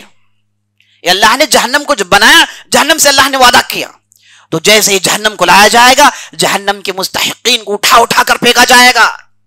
جو لوگ دنیا میں سمجھتے تھے کہ ہم نے دنیا میں اپنی طاقت سے کام بنا لیا اور قیامت کے دن بھی ہم اسی روب و دبدبے سے کام بنا لیں گے، ان کو ہم دیکھیں گے کہ جہنم میں اڑتے ہوئے گرتے ہوئے اور جہنم میں پھینکا جائے گا، آدمی کو اوندا کر کے پھینکا جائے گا، سر اس کا نیچا ہوگا، پیر اس کے اوپر ہوں گے اور جہنم میں جھونکا جائے گا۔ وہ امہ ہاویہ، اللہ قرآن میں کہتا ہے کہ اس کا جو سر ہوگا وہ نیچے ہوگا اور پیر اوپر ہوں گے اور سیدھے جہنم میں سے پھینکا جائے گا، اور جہنم لوگوں کو کھائے گی اور جتنے بھی ڈالے جائیں گے سب کو کھا جائے گی، اور اس کے بعد اللہ سے کہے گی حل من مزید، اور ہے اے اللہ تیرا وعدہ تھا کہ تو میرے پیٹ کو بھرے گا۔ جب تمام جہنمیوں کو جہنم کھا لے گی، جب وہ چیخ چیخ کر جہنم کہے گی حل من مزید، اور کچھ ہے، تو اس وقت اللہ سبحانہ و تعالی اپنے قدم مبارک رکھیں گے اور جہنم کہیں گی قطن قط، اب میں بھر گئی، تو اللہ سبحانہ و تعالی جہنم کی مانگ کو پورا کرے گا۔ اس کی طرف اشارہ یہ ہے کہ جہنم میں لوگ جائیں گے، جہنم میں لوگ بڑی تعداد میں جائیں گے۔ عمر بن خطاب کہتے ہیں کہ تقوی وہ ہے کہ آدمی، اسے کہا گیا کہ سب جہنم میں جائیں گے اور تم ایک بچ جاؤ گے، ایک بچ جائے گا تو سمجھو کہ وہ میں ہوں، یہ سوچ ہونی چاہیے۔ اگر یہ کہا گیا کہ سب جنت میں جائیں گے اور ایک جہنم میں جائے گا تو سمجھے کہ وہ ایک میں ہوں، یہ ایمان ہے۔ ایسا ایمان ہونا چاہیے، نہ کہ مکمل امن میں آئے، نہ کہ مکمل ڈر میں آئے۔ تو عزیز ساتھیوں، اس دن کا تصور ہم اور آپ کے دل میں ہونا چاہیے۔ موت کی یاد، آخرت کی یاد، یہ دو یادیں ہیں جنہیں ہمیشہ یاد رکھنا ہے، اس سے کوئی بچ نہیں سکتا۔ اس دن صرف آپ کے اعمال، آپ کی نیکیوں کے علاوہ کوئی چیز آپ کو بچانے والی نہیں ہے۔ آپ نے جو زندگی میں دولت کمائی، دوڑ کے، ہوشیاری کے ساتھ، ذہن کے ساتھ، کوششوں کے ساتھ، جو بھی آپ نے دولت کمائی کچھ بھی ساتھ آنے والی نہیں ہے۔ اگر آپ نے زمین میں اس دولت کا حق ادا کیا، خیرات میں استعمال کیا، اچھائی میں استعمال کیا، وہ نیکیاں کام آئے گی۔ یہ بذات خود یہ دولت، یہ سکے نوٹ کام آنے والے نہیں ہیں۔ تو اس رات، مبارک رات، ہم اور آپ کو اس کی تیاری کرنی ہے۔ یہ مبارک رات اللہ نے ہمارے درمیان لایا ہے اور یہ آنے والی راتیں جو انتہائی برکت والی راتیں ہیں۔ اس رات میں نبی صلی اللہ علیہ وسلم نے کہا کہ فیہ لیلۃ، اس رات میں، رمضان کے مہینے میں ایک ایسی رات ہے جس میں اللہ سبحانہ و تعالی جہنم سے گردنوں کو رہا کرے گا۔ ہر رات جہنم سے اللہ سبحانہ و تعالی گردنوں کو رہا کرتا ہے۔ اللہ سے دعا کریے کہ ہمارے گردنوں کو اللہ سبحانہ و تعالی جہنم سے رہا کریں۔ اللہ سے دعا کریں کہ اللہ سبحانہ و تعالی ہمیں اور جہنم سے کوسوں دور ڈالے۔ اللہ سے دعا کریے کہ اللہ بغیر حساب کتاب کے ہمیں جنت میں ڈالے۔ اللہ سے دعا کریے کہ اللہ ہم جہنم کی آگ برداشت نہیں کر سکتے، اس کی گرمی برداشت نہیں کر سکتے، اس کے وہ جھلسے ہوئے چہرے کو دیکھ نہیں سکتے۔ اے اللہ ہمیں جنت میں ڈال، اے اللہ ہمیں رسوائی سے بچا لے، اے اللہ ہمیں ہر قسم کی پریشانی سے بچا لے۔ اس رات ہمیں مانگنا ہے عزیز ساتھیوں، اب نہیں مانگیں گے تو پھر کب مانیں گے؟ پتہ نہیں آئندہ سال آپ زندے رہیں گے کہ نہیں رہیں گے، پتہ نہیں آپ کو لیلۃ القدر کی رات ملے گی کہ نہیں ملے گی۔ عزیز ساتھیوں، یہ تصور ہمارے دل و دماغ میں تازہ ہونا چاہیے۔ اللہ سبحانہ و تعالیٰ سے میں دعا کرتا ہوں ہم نے جو بھی کہا ہے، جو بھی سنا ہے، اس کے مطابق عمل کرنے کی ہمیں توفیق بخشے۔ میں اصل موضوع جس پر مجھے گفتگو کرنی ہے، اب اس کی طرف اشارہ کر کے اپنی بات ختم کروں گا۔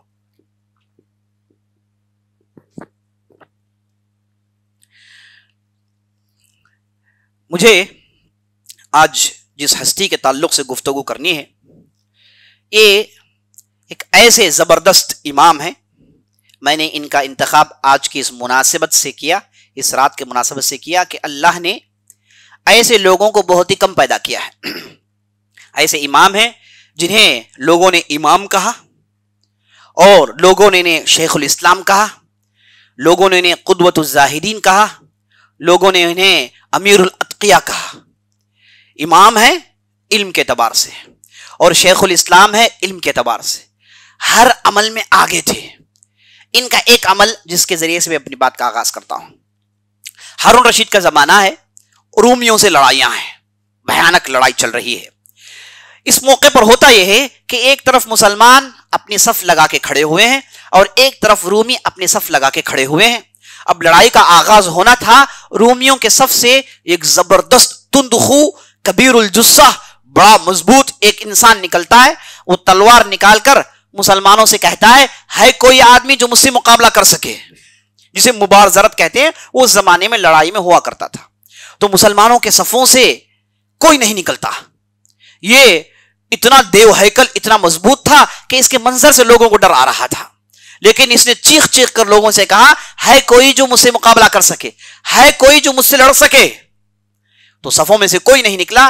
لوگ دیکھتے ہیں کہ صفوں میں، مسلمانوں کے صفوں میں ایک آدمی جو اپنے چہرے میں ڈھاٹا باندھا ہوا ہے، چہرے کو چھپایا ہوا ہے، وہ صفوں کو چیرتا ہوا بڑی تیزی سے صفوں کے باہر نکلتا ہے اور اس ظالم پر ٹوٹ پڑتا ہے اور 2 وار کرتا ہے۔ یہ دیو ہیکل مضبوط جسم کٹ کے نیچے گر جاتا ہے۔ اس کے بعد جیسے ہی ایک رومی کٹتا ہوا دیکھا گیا تو دوسرا اس مسلمان کے مقابلے میں نکل آتا ہے اور اسے بھی ایک ہی وار میں اس کے تن کو سر سے جدا کر دیتا ہے۔ اور جیسے ہی دونوں کو مارا گیا تو مسلمانوں کے صفوں میں اتنا جوش آیا کہ رومیوں پر ٹوٹ پڑتے ہیں۔ ایسی لڑائی ہوتی ہے، اللہ سبحانہ و تعالیٰ اس لڑائی میں مسلمانوں کو جیت دیتا ہے۔ اب اس لڑائی کے بعد، اس لڑائی میں یہ جو صاحب اپنا چہرہ جو چھپائے ہوئے تھے، ایسی لڑائی لڑتے ہیں کہ تمام لوگوں کی نظریں ان پر ہو جاتی ہیں۔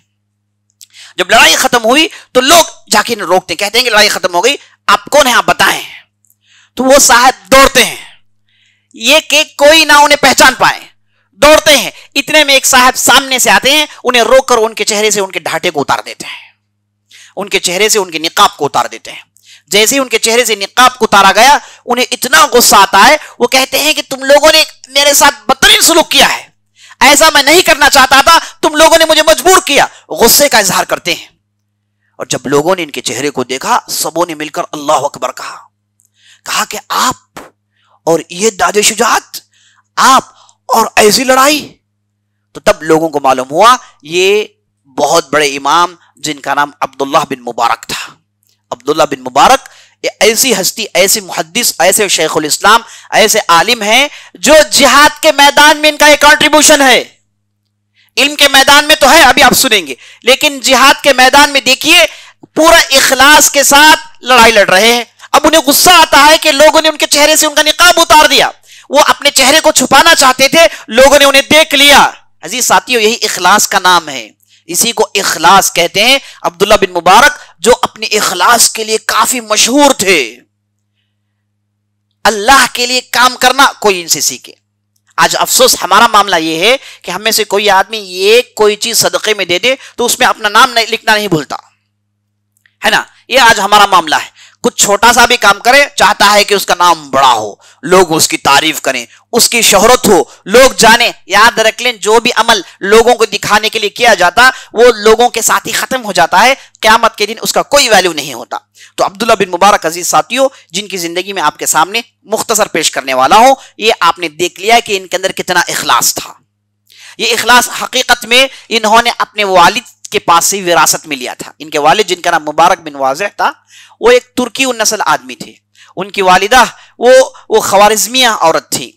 ان کے والد جن کا نام مبارک بن واضح تھا، ان کا تقوی دیکھیے، ان کا زہد دیکھیے کہ یہ ایک بہت بڑے تاجر کے باغ میں کام کرتے تھے۔ ان کا کام باغبانی تھا، درختوں کی حفاظت کرنا تھا۔ اب دیکھیے اس واقعے سے آپ کو معلوم ہوگا کہ ان کے اندر کتنا بڑا تقوی تھا۔ ایک مرتبہ ایک مالک ان سے کہتا ہے مبارک سے، اے مبارک جا کر میرے لیے انار لاؤ۔ تو مبارک جاتے ہیں، یہ انار توڑ لاتے ہیں اور مالک کے سامنے پیش کرتے ہیں۔ مالک اس انار کو کھول کر کھاتا ہے تو ترش نکلتا ہے، کڑوا نکلتا ہے۔ وہ مبارک سے کہتا ہے کہ کیسے انار کو تم نے پیش کر دیا، جاؤ اچھے انار کو لاؤ، میٹھا انار لے کر آؤ۔ پھر گئے، ایک دوسرا انار پیش کیا، پھر اسے کھول کر کھاتے ہیں، وہ بھی ترش نکلتا ہے۔ انہیں غصہ آتا ہے، کہتے ہیں کہ تم کیوں انار لانا نہیں جانتے، جاؤ کوئی اچھا سا انار لاؤ۔ تیسری مرتبہ جاتے ہیں، کوئی تیسرا انار پیش کرتے ہیں، وہ بھی اسی طریقے سے کھٹا نکلتا ہے۔ تو ان کے مالک کو اتنا غصہ آتا ہے، کہتے ہیں کہ تمہیں نہیں معلوم کہ کیسے انار توڑنا ہے، تمہیں نہیں معلوم کہ کون سا انار میٹھا ہے کون سا کھٹا ہے۔ تو مبارک بن واضح بڑی اطمینان اور سکون سے کہتے ہیں کہ مجھے نہیں معلوم، آپ نے مجھے درختوں کی حفاظت کے لیے رکھا، میں درختوں کی حفاظت کرتا ہوں، میں نے کبھی بھی ان انار میں سے کسی کو نہیں کھایا ہے، جبکہ کئی سال سے کام کر رہے ہیں، کسی ایک انار کو کھایا تک نہیں۔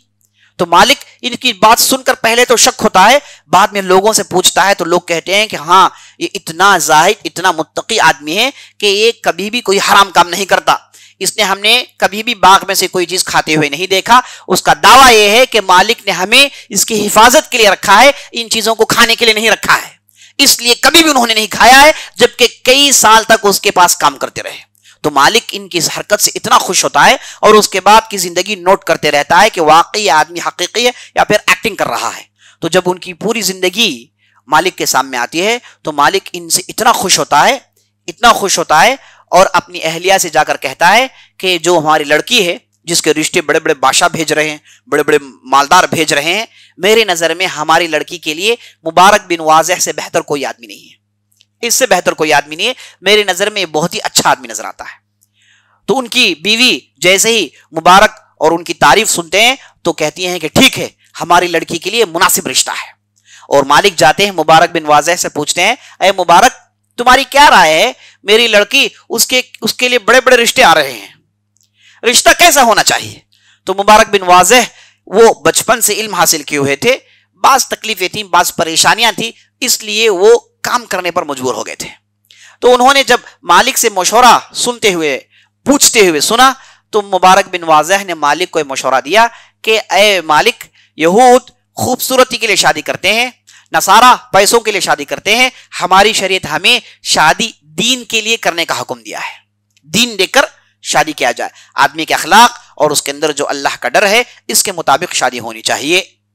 تو جیسے ہی مالک نے بات سنی تو اتنا خوش ہوا، گھر کے اندر گیا اور پھر باہر آ کر کہتا ہے، اے مبارک میں تمہیں میری لڑکی بیاہی میں دینا چاہتا ہوں، کیا تم اس کے لیے تیار ہو؟ وہ پہلے پریشان ہوتے ہیں لیکن بعد میں وہ مالک انہیں لے کر جاتے ہیں اور ان کی شادی ان کی بیٹی سے کر دیتے ہیں۔ اتنے متقی پرہیزگار کے لڑکے عبداللہ بن مبارک 118 ہجری مرو جو ایران کے اندر مشہور علاقہ ہے وہاں ان کی پیدائش ہوتی ہے، اور علم میں ان سے زیادہ سفر کرنے والا کوئی موجود نہیں تھا۔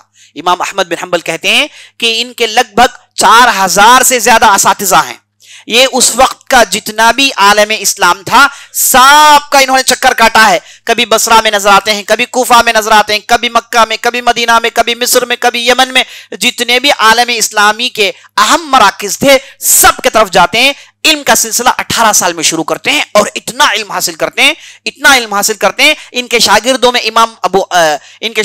امام بخاری ہیں، ان کے شاگردوں میں امام مسلم ہیں، ان کے شاگردوں میں ابو داؤد ہیں، تو آپ سمجھ گئے ہوں گے کہ کتنے بلند پائے امام تھے۔ یہ جہاں 4000 اساتذہ سے انہوں نے علم حاصل کیا وہاں ان کے 2 اہم استاد تھے، ایک امام ابو حنیفہ رحمۃ اللہ علیہ اور ایک امام سفیان الثوری رحمۃ اللہ علیہ۔ ابو حنیفہ کا پورا علم انہوں نے حاصل کر لیا۔ یہ اپنے شاگردوں سے کہتے ہیں کہ میں سب سے پہلے ابو حنیفہ کے پاس علم حاصل کرنے کے لیے گیا رحمہ اللہ بغداد میں، اور میں نے ان کا پورا علم سیکھ لیا۔ انہوں نے کہا تو ایسے اشارہ کر کے کہا کہ میں نے ان کا پورا علم سیکھ لیا، اور اس کے بعد سفیان ثوری سے پورا علم سیکھ لیا، تو اس کے بعد میں نے بغداد چھوڑا، عالم اسلامی میں چکر کاٹنے لگا۔ تو ایسے شاگرد نکلے جنہوں نے اسلام کی بہت بڑی خدمت کی آگے چل کے۔ تو جی ساتھیوں، یہ ہیں عبداللہ بن مبارک، اور ان کے تعلق سے یہ بھی جان لیجئے کہ یہ ہر میدان کے ماہر تھے۔ ان کے ایک شاگرد تھے جن کا نام حسن الفضل بن موسیٰ، وہ کہتے ہیں کہ ایک مرتبہ ہم سب بیٹھ کر عبداللہ بن مبارک کی خوبیوں کو ہم نے گنا۔ آج کل ہم بیٹھتے ہیں لوگوں کی برائیوں گننے کے لیے نا، یہ آدمی کیسا ہے، اس کی کیا بیماریاں ہیں، اس کی کیا غلطیاں ہیں، کسی کی اچھائی نظر نہیں آتی ہم کو ان کی برائیاں نظر آتی ہیں، ہے نا، یہ ہمارا طریقہ ہے۔ اس زمانے میں لوگ بیٹھتے تھے آدمی کی اچھائیوں کو گننے کے لیے۔ تو ان کے شاگرد کہتے ہیں ایک مرتبہ ہم مل بیٹھے ان کے اچھائیوں کو گننے کے لیے، تو کہتے ہیں کہ ہم نے انہیں سب سے زیادہ علم حاصل کرنے کی محنت کرنے والوں میں سے پایا۔ اس کے بعد کہتے ہیں کہ یہ فقہ کے امام تھے، اس کے بعد عربی زبان کے سب سے بڑے ماہر تھے، شعر و شاعری کوئی ان سے سیکھے، ان کی زبان سب سے فصیح زبان تھی، اور عبادت میں کوئی ان کا مقابلہ نہیں کر سکتا، زہد و تقوی میں کوئی ان کا مقابلہ نہیں کر سکتا۔ اس کے ساتھ ساتھ ایسے دولت مند، ابھی آپ سنیں گے کہ کیسے دولت مند تھے، بھیانک دولت مند تھے، اس کے ساتھ ساتھ انصاف، اس کے ساتھ ساتھ تہجد کی نماز، قیام اللیل، اور 1 سال حج کے لیے جاتے اور 1 سال جہاد پر جاتے، اور جہاد پر جاتے تو ہوتا کیا ہے، آپ نے ایک مثال دیکھا، جہاد پر جاتے تو کیا ہوتا ہے، میں نے اس واقعے کے شروع میں آپ کو بتایا کہ جہاد کے میدان میں ان کا کیا رول ہوتا ہے، اور حج میں جاتے ہیں تو ان کا کیا رول ہوتا ہے، ابھی آپ کے سامنے آئے گا۔ اور گھوڑ سواری کوئی ان سے سیکھے، دلیری کوئی ان سے سیکھے، اور مصیبت میں لوگوں کی مدد کرنے والے کوئی ان سے سیکھے، جسم مضبوط کوئی ان سے سیکھے، غیر ضروری بات چیت نہ کرنا کوئی ان سے سیکھے، اور اس کے بعد لوگوں سے لڑنا نہیں کوئی ان سے سیکھے، مسائل میں اختلاف نہیں کرنا کوئی ان سے سیکھے۔ ان کے شاگردوں نے ان کی خوبیوں کی ایک فہرست نکالی، اور اس فہرست کو آپ چیک کرتے جائیں گے، ان کا مقابلہ کرنے والا شاید ہی دنیا میں کوئی پیدا ہوا ہوگا۔ ایسے زبردست امام ہیں جن کی زندگی میں آپ کے سامنے شیئر کر رہا ہوں، اور ایسے قوت حافظہ اللہ نے دیا تھا کہ ایک مرتبہ کوئی چیز سن لے کبھی بھولتے نہیں۔ ایک مرتبہ ایک خطیب کا خطبہ سنا تو بازو جو بیٹھے ہیں ان سے پوچھا کہ تمہیں خطبے میں کیا چیز سمجھ میں آئی، انہوں نے کہا کہ یہ چیز سمجھ میں آئی، وہ چیز سمجھ میں آئی، انہوں نے کہا کہ پورا خطبہ مجھے یاد ہے، اگر ڈاؤٹ ہے تو پوچھ لینا۔ اس نے پوچھا تو انہوں نے پورا خطبہ انہیں سنایا، شروع سے لے کے آخر تک، ایک مرتبہ سننے کے ساتھ ساتھ اتنی غیر معمولی ان کی ذہانت تھی، اور بچپن میں ان کی علم کی وجہ سے بہت ساری علمی کارنامے ہیں، میں تفصیل میں جانا نہیں چاہتا، میں آپ کے سامنے ہائی لائٹس پیش کرتے ہوئے بات آگے بڑھاتا ہوں۔ تو یہ بچپن میں اتنے مشہور ہو گئے تھے، شہرت سے نفرت آتی تھی، ایسے خدا پرست، ایسے والہانہ ان کے جذبات تھے کہ شہرت کو پسند نہیں کرتے، شہرت سے بھاگتے تھے، شہرت سے بھاگتے تھے۔ ایک مرتبہ ان کے شاگرد نے ایک کتاب میں کہا کہ اس مسئلے میں سب سے صحیح رائے میرے استاد عبداللہ بن مبارک کی ہے۔ جب انہیں بات معلوم ہوئی تو ایک چاقو بھیجا، بھیج کر کہا کہ اس چاقو کے ذریعے سے میرا نام نکال دو، کیونکہ میں بڑے بڑے ائمہ کے فہرست میں میرا نام لانا مناسب نہیں سمجھتا۔ یہ ان کا تقوی کا عالم تھا۔ تو ان کے شاگرد کہتے ہیں کہ ان اتنے مشہور تھے، اللہ نے انہیں اتنی شہرت دی، جہاں کہیں بھی جاتے بڑی تعداد میں لوگ جمع ہو جاتے۔ ایک مرتبہ ہوا ہے کہ یہ بغداد میں داخل ہوتے ہیں، اور بغداد میں جیسے ہی ان کی آمد کی خبر پہنچتی ہے تو سارے لوگ دوڑ آتے ہیں، ایسے دوڑ کر آتے ہیں کہ کئی لوگوں نے اپنے چپل توڑ لیے، کئی لوگوں نے اپنے کپڑے پھاڑ لیے، دوڑ کر ان کی زیارت کے لیے آئے۔ تو جب دوڑ کر آ رہے تھے تو وہاں پر ایک بادشاہ کی بیوی جا رہی تھی، ہارون رشید کی بیوی جا رہی تھی۔ تو ہارون رشید کی بیوی نے نوکر چاکر سے پوچھا کہ یہ کہاں بھاگ رہے ہیں؟ اس کے بعد دیکھا کہ بڑا مجموعہ کھڑا ہوا ہے، تو ان کی بیوی نے پوچھا کہ ہو کیا رہا ہے؟ تو لوگوں نے کہا کہ یہاں عبداللہ بن مبارک آئے ہیں، یہاں عبداللہ بن مبارک آئے ہیں۔ تو بادشاہ کی بیوی نے نوکروں سے کہا کہ تمہارے بادشاہ نہیں ہیں، تمہارے بادشاہ جب آتے ہیں تو پولیس کے ذریعے سے بھیڑ کو جماتے ہیں، یہی حقیقت میں بادشاہ ہے، لوگوں کے دلوں میں حکومت کرنے والے ہوتے ہیں، ان کی محبت کے لیے لوگ ان کی طرف دوڑتے ہیں۔ تو آپ اندازہ لگا سکتے ہیں کہ ان کی کتنی زیادہ شہرت تھی جو وہ زندہ تھے۔ امام بخاری ان کے پاس آ کے علم حاصل کرے، امام مسلم، امام ابو داؤد، یہ جو صحاح ستہ کے ائمہ ہیں سب ان کے شاگردوں میں، یہاں تک کہ امام احمد بن حنبل بھی ان کے شاگردوں میں سے ہے۔ یہ ان کا اتنا بڑا مرتبہ تھا، اور شہرت سے اتنے دور ہوتے تھے۔ ان کے شاگرد کہتے ہیں کہ ایک مرتبہ ہم ایک جگہ پانی پینے کے لیے گئے دوران سفر، تو دیکھا کہ بہت زیادہ بھیڑ ہے، تو پانی پینے کے لیے ہم بھیڑ میں داخل ہوئے تو لوگوں نے عبداللہ بن مبارک امام کو دھکے دے کے گرا دیا، یہ دھکے سے مار کھا کے اٹھ کے گرے، اور پھر اٹھ کے پانی پی کے، اور جب باہر جا رہے تھے تو مجھ سے کہہ رہے تھے کہ یہی زندگی ہے، ایسے ہی زندگی ہونی چاہیے۔ میں نے پوچھا کہ کیا آپ کو تو مار کے لوگوں نے گرا دیا؟ کہا کہ یہی تو اچھا ہے، وہ مجھے پہچانتے نہیں، اسی سے زندگی آسان ہے، وہ مجھے پہچانتے نہیں، کتنا اچھا ہے کہ لوگ ہمیں پہچانے نہ، اور قیامت کے دن ہمیں پہچانے۔ دنیا کی شہرت اگر ہو جائے، کنفرم نہیں کہ آخرت میں آپ کی شہرت ہو۔ عزیز ساتھیوں، آخرت میں بھی، قیامت کے میدان میں بھی اللہ سبحانہ و تعالیٰ لوگوں کے سامنے بعض لوگوں کو لائے گا اور کہے گا کہ بھائی یہ ہے زبردست آدمی، سب مل کے تعریف کریں گے۔ ایک ایونٹ قیامت کے دن ہونے والا ہے، یاد رکھ لیجیے آپ، لوگوں کے سامنے اچھے لوگوں کو لایا جائے گا، حافظ القرآن کے والد کو لایا جائے گا، اور کہا جائے گا کہ یہ وہ آدمی ہے، اس نے اپنے لڑکے کو قرآن حفظ کروایا، اور اسے ایک بہت بڑا تاج پہنایا جائے گا اور زبردست لباس پہنایا جائے گا لوگوں کے سامنے۔ اسی طریقے سے بعض ظالموں کو لایا جائے گا، کہا جائے گا کہ یہ ظالم، اس نے ایسے ایسے کام کیے، سب لعنت بھیجیں گے اس پر، اور لوگوں کے سامنے ذلیل کیا جائے گا. قیامت کے اہم ایونٹس میں سے ایک ایونٹ ہے. جو دنیا میں چھپ چھپ کے برائیاں کرتے تھے انہیں لوگوں کے سامنے لا کر کھڑا کیا جائے گا اور ان کی برائیوں کی تفصیل بیان کی جائے گی. اسی لیے آخرت کو کیا کہا گیا؟ یوم التغابن، دھوکے کا دن. لوگ آئیں گے کچھ سوچ کر لیکن وہاں کچھ اور ہوگا. اللہ حفاظت فرمائے. تو عبداللہ بن مبارک دیکھیے کیسے شہرت سے بھاگا کرتے تھے. اسی طریقے سے خوف خدا، جب بھی کوئی اندھیرا ہو جائے تو ان کی آنکھوں سے آنسو شروع ہو جاتے ہیں. لوگ پوچھتے تو کہتے ہیں کہ مجھے قبر یاد آ گئی، قبر میں ایسے ہی اندھیرا ہوگا. تو یہ ان کے اہم اوصاف میں سے. اسی طریقے سے چلیے میں آپ کو ان کی دولت مند کی چند واقعات بیان کرتا ہوں. یہ خراسان کے بہت بڑے تاجر تھے. اتنی علم، اتنی شہرت ہونے کے ساتھ ساتھ بہت بڑے تاجر تھے. خراسان سے قیمتی سامان لاتے اور مکے میں اس کی تجارت کرتے اور ڈھیر سارا فائدہ کماتے. ان کے ایک شاکر جن کا نام فضیل بن عیاض جو کہ بہت بڑے امام ہیں، انہوں نے ایک مرتبہ پوچھا آپ ہمیں زہد کی دعوت دیتے ہیں، دنیا کی دوری کی دعوت دیتے ہیں، دولت مند سے دوری کی دعوت دیتے ہیں، یہ کیا آپ کر رہے ہیں؟ آپ کی تو تجارت چل رہی ہے. تو عبداللہ بن مبارک نے کہا کہ میں اس لیے کرتا ہوں تاکہ لوگوں کے سامنے محتاجی جھیل لوں نہ، لوگوں کے سامنے ہاتھ نہیں پھیلاؤں. یہ اس لیے کرتا ہوں تاکہ میں مجھ جیسوں پر خرچ کروں. میں اس لیے کماتا ہوں جو لوگ علم حاصل کرتے ہیں ان پر خرچ کروں، کیونکہ دنیا میں علم حاصل کرنے سے بہتر کوئی اچھا کام نہیں. دنیا میں علم حاصل کرنے سے بہتر کوئی اچھا کام نہیں. جو لوگ علم حاصل کرتے ہیں ان کے پاس عام طور پر پیسے نہیں ہوتے، وہ محتاج ہوتے ہیں. اور ان کے استاد ابو حنیفہ رحمۃ اللہ علیہ سے انہوں نے سیکھا کہ وہ بھی بہت بڑے تاجر تھے، ساتھ ساتھ بہت بڑے عالم تھے. تو جو بھی محتاج ہوتے ان پر بے دریغ خرچ کرتے تھے.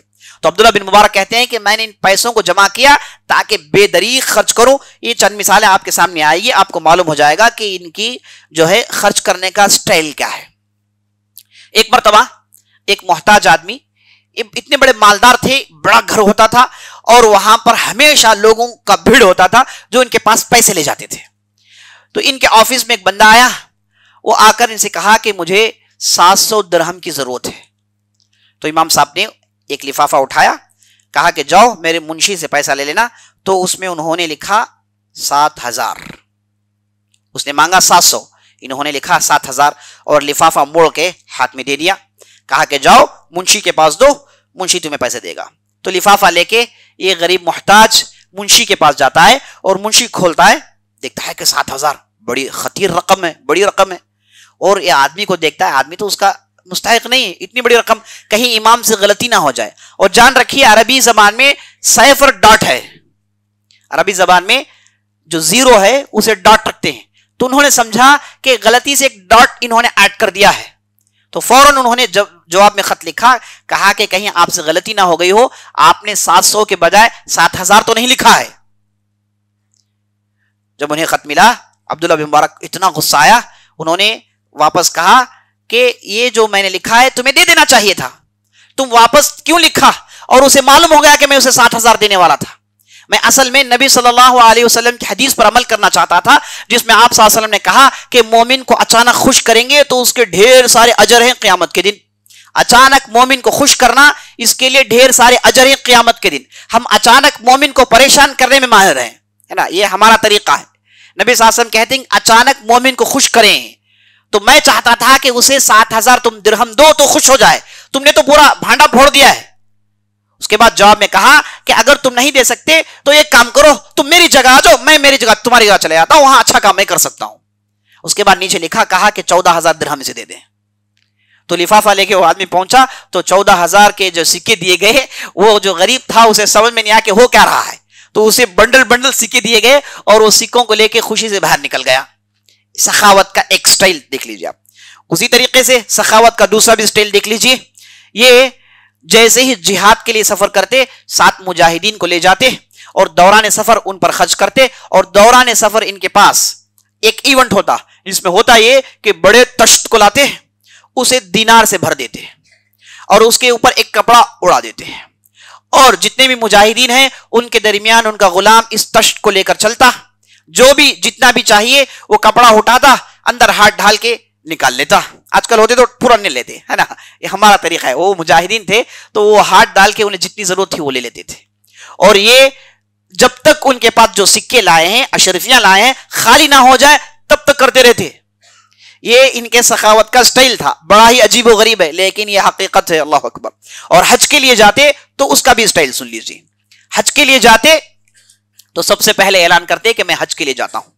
اب بہت بڑے عالم ہیں، ان کے ساتھ حج کرنا کون نہیں پسند کرے گا، سب آ جاتے ہیں، فقیر بھی ہے امیر بھی ہے، سب آ جاتے ہیں، سب سے کہتے ہیں کہ حج کا خرچہ اتنا نکلنے والا ہے، سب سے کہتے ہیں کہ حج کا خرچہ جو تم دے سکتے ہو دو، تو جو بھی پیسے دیتے وہ پیسوں کو لیتے، ایک پوٹلی میں ڈالتے، اسے باندھ کر اس کے اوپر آدمی کا نام لکھ لیتے اور اپنے پاس پورے ان دستوں کو جمع کر لیتے، اور اس کے بعد حج کا سفر شروع ہوتا، اور راستے میں یہ اعلان کرتے کہ تم جو چاہے کھاؤ، یہ سب تمہارے پیسوں سے ہے، تم جو چاہے کھاؤ، جو آدمی چاہتا جتنا چاہے چاہتا کھاتے رہتا۔ اور ان کی سخاوت کا ایک سٹائل یہ بھی ہے کہ روزانہ ان کے گھر میں 2 بچڑے ذبح کر کے اس کے گوشت کا سالن بنا کے تقسیم کرتے تھے، یہ روزانہ ان کا طریقہ تھا، اللہ اکبر۔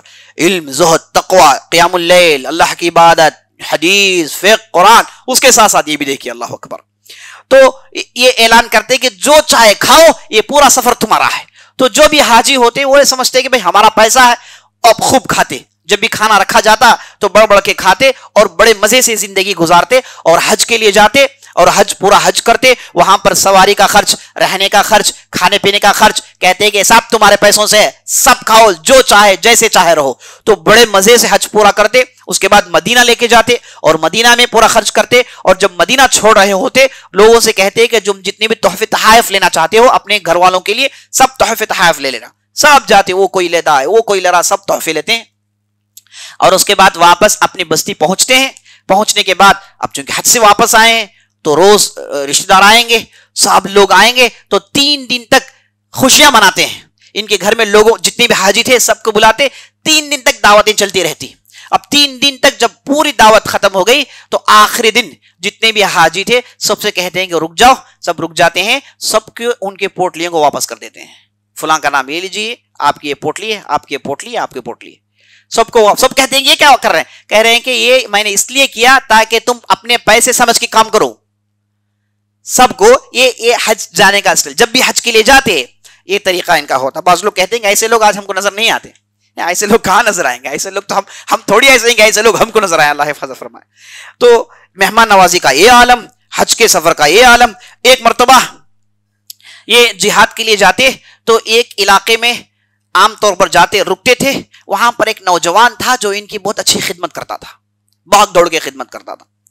تو ایک مرتبہ گئے تو وہ نوجوان ادھر نہیں تھا، لوگوں سے پوچھا کہ ہو کیا گیا ہے، تو لوگوں نے بتایا کہ نہیں، اس نوجوان کو پولیس نے عرض کر لیا کیونکہ اس پر 10,000 درہم کا قرض ہے، وہ واپس نہیں دے پایا، تو اس کا جو قرض دار ہے اس نے شکایت کی تو پولیس نے انہیں ارسٹ کر لیا۔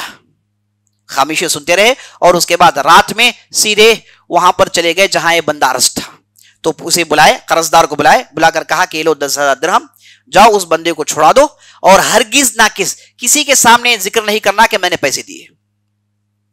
تو جاتا ہے، اس قرض دار اس بندے کو چھڑاتا ہے، وہ بندہ جب واپس آتا ہے تو عبداللہ بن مبارک اس جگہ کو چھوڑ دیتے ہیں۔ تو جب لوگوں نے کہا کہ یہاں عبداللہ بن مبارک آئے تھے، تمہیں پوچھ رہے تھے، تو وہ نوجوان گھوڑا دوڑا کے پیچھے نکلتا ہے، 3 دن کے بعد ان سے ملاقات کر کے واپس آتا ہے۔ تو یہ جو قرض دار جسے عبداللہ بن مبارک نے 10,000 درہم دیا، اس کا نام تھا محمد بن واسع۔ وہ صاحب جب تک عبداللہ بن مبارک زندہ تھے اس واقعے کو انہوں نے نہیں سنایا، جب وہ وفات ہو گئے تو انہوں نے کہا کہ یہ اصل میں انہوں نے 10,000 درہم دیے تھے صدقہ خیرات کرنے کا۔ عزیز ساتھیوں، سٹائل دیکھیے، اللہ کی عبادت کو کیسے چھپاتے ہیں، یہ انداز کو دیکھیے، کتنا زبردست طریقہ ہوا کرتا تھا، اللہ اکبر۔ اور ان کے بہت سارے کارنامے ہیں، علمی کارنامے ہیں، ان کی بہت زبردست کتاب ہے کتاب الزہد، ایک ایسی کتاب ہے، یہ کتاب جب بھی یہ لکھنے کے بعد شاگردوں میں پڑھتے تو اتنا روتے کہ کتاب مکمل نہیں کر پاتے، یہ ان کے دل میں اللہ کا اتنا ڈر تھا۔ تو اسی طریقے سے عزیز ساتھیوں، علم کے میدان میں اور دوسرے زبردست میدان میں انہوں نے بہت شہرت کمائی، بہت کام کیا۔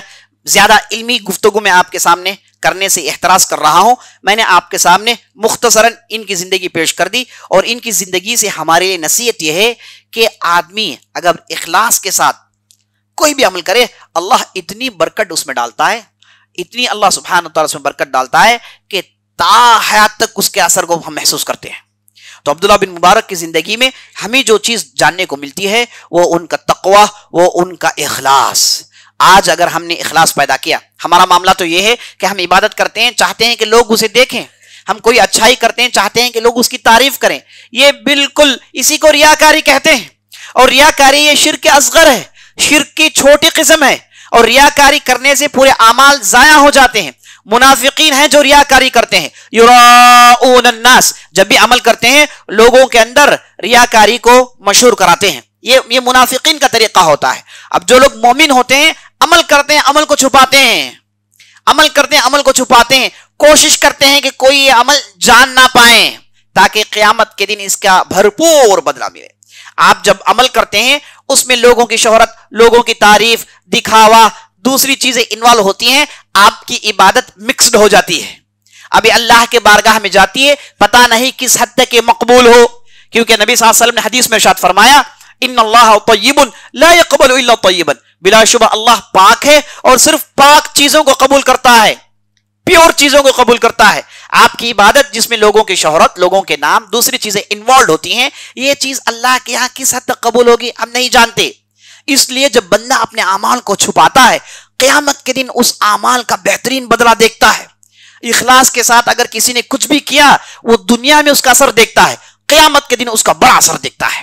تو آج ہم نے اس میدان کو چھوڑ دیا، ہم نے اس میدان میں بالکل کم نمبر لیے ہیں، اب ہم کو یہاں پر کام کرنا ہے۔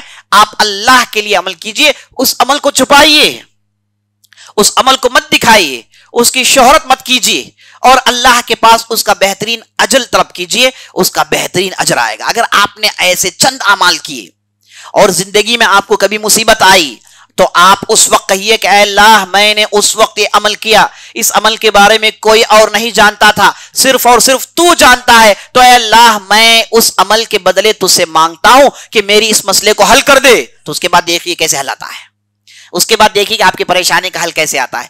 غیباً آپ تصور نہیں کریں گے، اللہ سبحانہ و تعالیٰ آپ کے مسئلے کو حل کر دے گا۔ تو ان کی زندگی سے اخلاص کا بڑا درس ہم کو حاصل کرنا ہے۔ اگر آپ نے اپنے دل میں اخلاص پیدا کر لیا، غیر معمولی کامیابی حاصل کر سکتے ہیں، غیر معمولی کامیابی حاصل کر سکتے ہیں۔ اور اللہ نے پہلے کہہ دیا الا للہ الدین الخالص، اللہ سبحانہ و تعالیٰ بندوں کے دین میں سے جو صرف پیور ہے وہی لیتا ہے، جس میں مکسیشن ہو گیا یہ اللہ کے پاس مقبول نہیں ہے۔ جتنا عمل آپ کا پیور ہوگا اتنا اللہ سبحانہ و تعالیٰ اسے مقبول کرے گا۔ میں اپنی بات ان باتوں سے ختم کرتا ہوں اور اللہ سے دعا کرتا ہوں کہ ہم نے جو بھی کہا ہے، جو بھی سنا ہے، اس کے مطابق ہمیں عمل کرنے کی توفیق بخشے۔ سبحان ربک رب العزت عما یصفون وسلام علی المرسلین والحمد للہ رب العالمین۔ موضوع کے متعلق کوئی سوال تو کر سکتے ہیں انشاءاللہ۔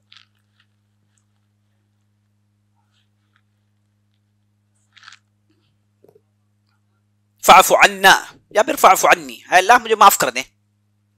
اللہ تو بلا شبہ مغفرت ہے، معاف کرنے والا ہے اور معاف کرنا پسند کرتا ہے، لہٰذا مجھے معاف کر دے، یہی معنی ہے اس کا انشاءاللہ۔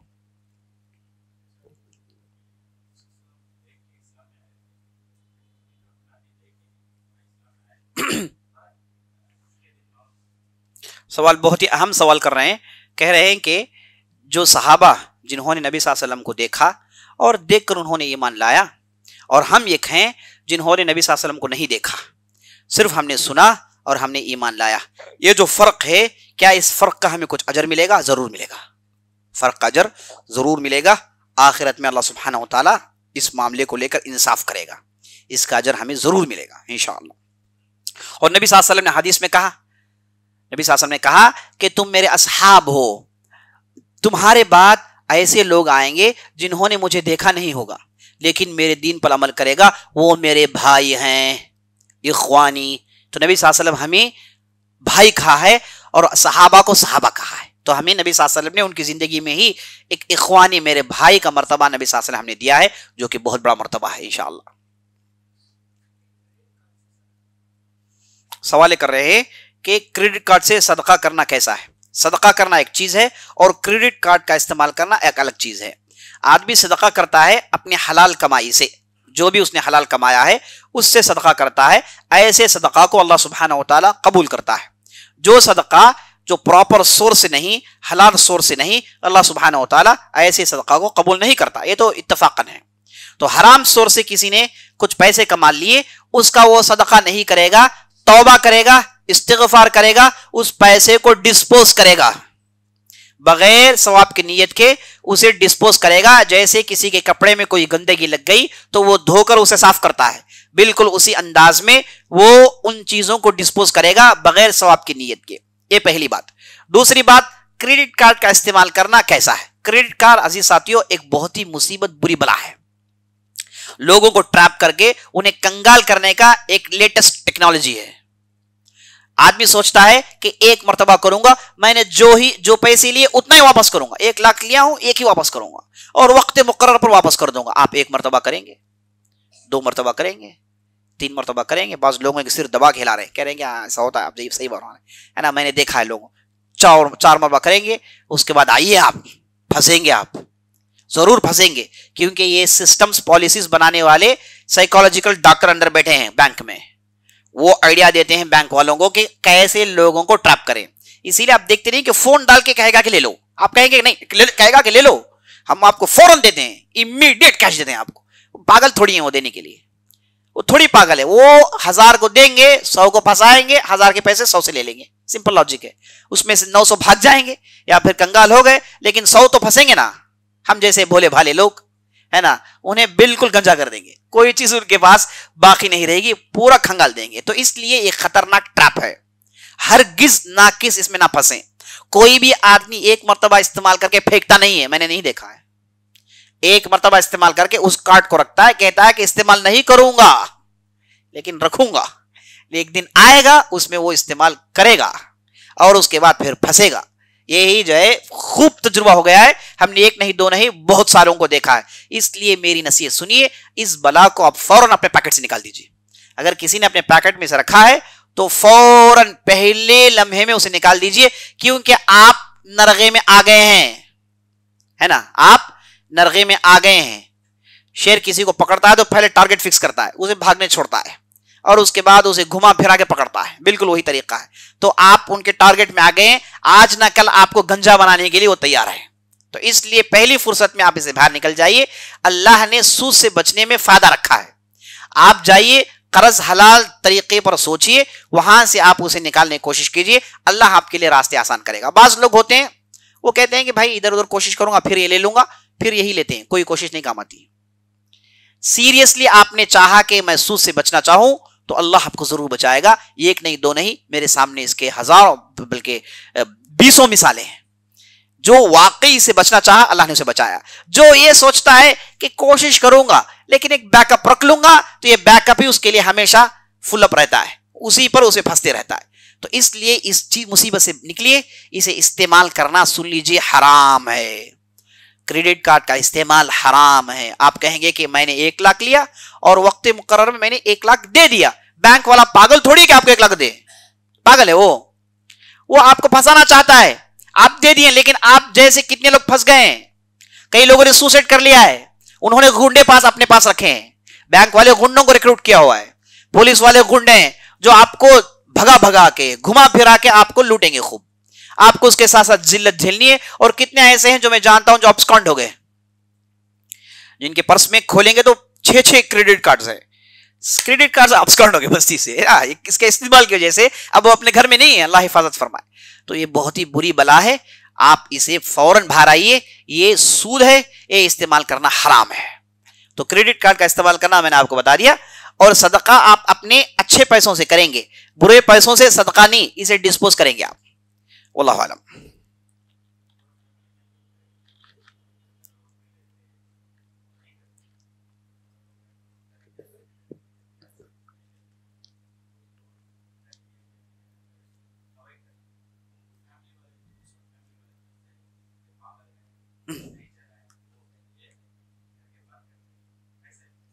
کیسا ریئیکٹ کریں؟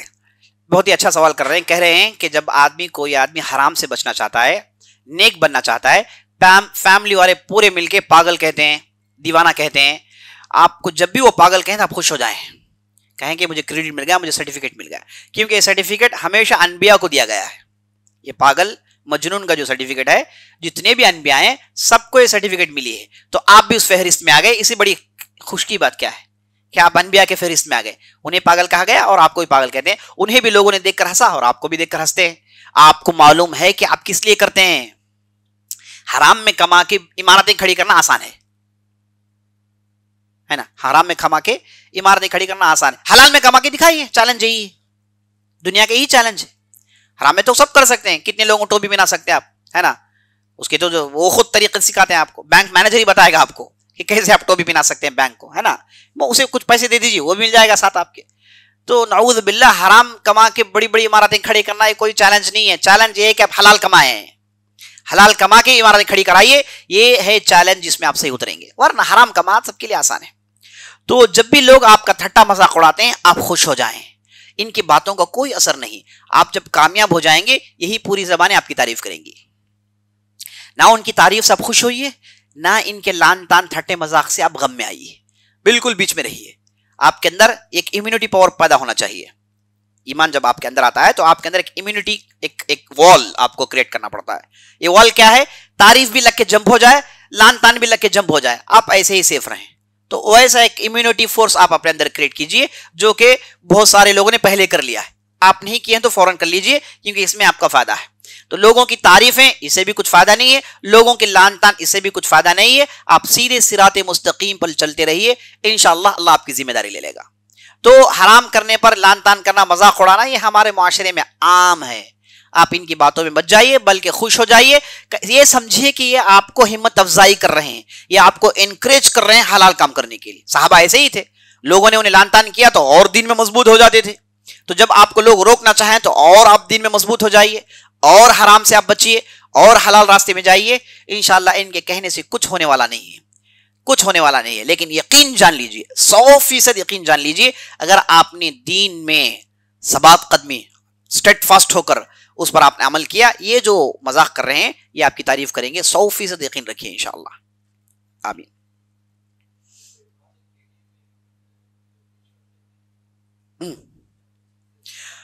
سوال کر رہے ہیں کہ رشوت دینا جائز ہے نہیں جائز ہے؟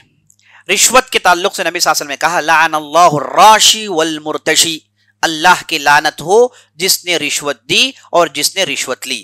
رشوت دینا، رشوت لینا، یہ اللہ کے لعنت کا کام ہے۔ اللہ سبحانہ وتعالی ہمیں ان چیزوں سے بچائے، نہ کبھی دیجئے نہ کبھی لیجئے۔ لیکن اگر آپ کا حق کسی کے پاس پھنسا ہوا ہے، آپ کا حق، آپ کی گاڑی پولیس والے نے پکڑ لی، بائک کوڑتا نہ بڑھ تھا جی، دیے تو چھوڑوں گا بولتا، تو یہ آپ کا حق ہے، تو ایسی صورت میں آپ دے کے لینے میں آپ پر کوئی گناہ نہیں، لینے والے پر گناہ ہے۔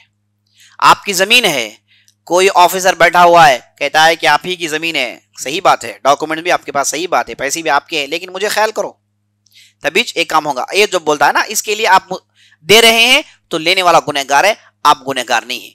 کب آپ کا حق، آپ کو معلوم ہے کہ میرا حق ہے، لیکن یہ جو ظالم بیٹھا ہوا ہے اسے پیسے نہیں ڈالیں گے، اس کتے کو ہیڈیاں نہیں ڈالیں گے تو یہ بھوکنا بند نہیں کرے گا، تو اسے ڈالنا ہی پڑتا ہے۔ آپ ڈال دیجئے، یہ رشوت ہے، لیکن اہل علم نے کہا کہ آپ پر کوئی گناہ نہیں، آپ پر کوئی گناہ نہیں۔ لیکن دوسروں کا حق ہے، اس کے لیے آپ رشوت دے رہے ہیں، تو یہاں پر آپ دو جگہ پھنس گئے، یہاں پر رشوت حرام ہے، اور دوسروں کا حق ہڑپ کرنا یہ بڑی مصیبت ہے۔ تو دوسروں کے حق کے لیے پیسے دے کے کام بنانا یہ حرام ہے۔ آپ کو 100% معلوم ہے کہ یہ چیز مجھے آنے والی ہے، یہ چیز میری ہے، وہ آپ کو نہیں دے رہا ہے جب تک کہ آپ رشوت نہیں دیں گے۔ ایسی صورت میں آپ رشوت دیں گے تو انشاءاللہ لینے والے پر لعنت ہے، انشاءاللہ آپ پر لعنت نہیں، کیونکہ آپ مجبور ہیں۔ لا یکلف اللہ نفسا الا وسعها، اللہ سبحانہ وتعالی نفس میں اتنی ہی زور ڈالتا ہے جتنا وہ برداشت کر سکتا ہے۔ واللہ اعلم۔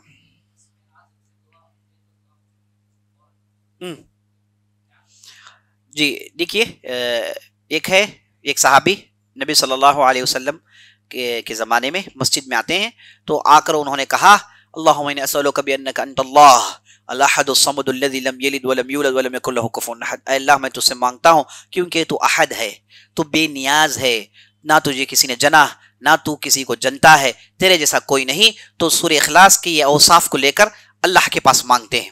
تو نبی صلی اللہ علیہ وسلم نے صحابہ سے کہا لقد سأل اللہ باسمہ العظم، اس آدمی کی دعا فوراً قبول ہونے والی ہے، کیونکہ اس نے اللہ کے اسم اعظم کے ذریعے سے اللہ کو بلایا۔ تو اللہ کے بہت سارے نام ہیں، لیکن ایک نام ہے جسے اسم اعظم کہتے ہیں، بہت بڑا نام۔ اس کا نام لے کے آپ اللہ کو پکاریں گے، اللہ کے پاس کوئی چیز مانگیں گے، آپ کی مانگ رد نہیں ہوتی. تو اسم اعظم کیا چیز ہے؟ کون سا نام اسم اعظم ہے؟ تو بعض اہل علم نے کہا الحی القیوم، بعض لوگوں نے کہا الاحد الصمد الذی لم یلد، یہ ہے. بعض لوگوں نے کہا کہ اللہ کا اسم اعظم خود اللہ کا لفظ ہے. تو آپ اللہ سے کہے کہ اے اللہ میں تجھ سے مانگتا ہوں کیونکہ تو اللہ ہے، تو ہی عبادت کا مستحق ہے، تو سنتا ہے، تو دیکھ رہا ہے. اللہ میری پریشانی کو دور کر، اس کے بعد آپ کی پریشانی جاتی رہے گی. یہی دعا کرنے کا بہترین طریقہ ہے. اللہ کے ناموں سے وسیلہ ڈھونڈنا دعا کو قبول کرانے کے لیے سب سے مضبوط راستہ ہے. آپ چاہتے ہیں کہ آپ کا دعا مقبول ہو، آپ اللہ کے ناموں کے ذریعے سے اللہ کو پکاریے. وَلِلَّهِ الْأَسْمَاءُ الْحُسْنَى فَادْعُوهُ بِهَا. اللہ نے خود کہا قرآن میں، اللہ کے اچھے اچھے نام ہیں، دعا مانگتے ہو تو ان ناموں کے ذریعے سے اللہ کو پکارو. تو اللہ کے ناموں کے ذریعے سے اللہ کو پکارنا دعا قبول کرانے کا سب سے مضبوط طریقہ ہے. واللہ اعلم.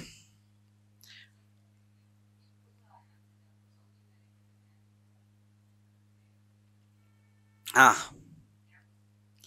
نہیں، سوال یہ کر رہے ہیں کہ بعض لوگ چاند ہے نا سعودی کو فالو کرتے ہیں، تو ان لوگوں کے لیے کل ان کے لیے 21ویں رات تھی، تو کل سے ان کے لیے تاخیرات شروع ہو گئی، اس کا کیا مسئلہ ہے؟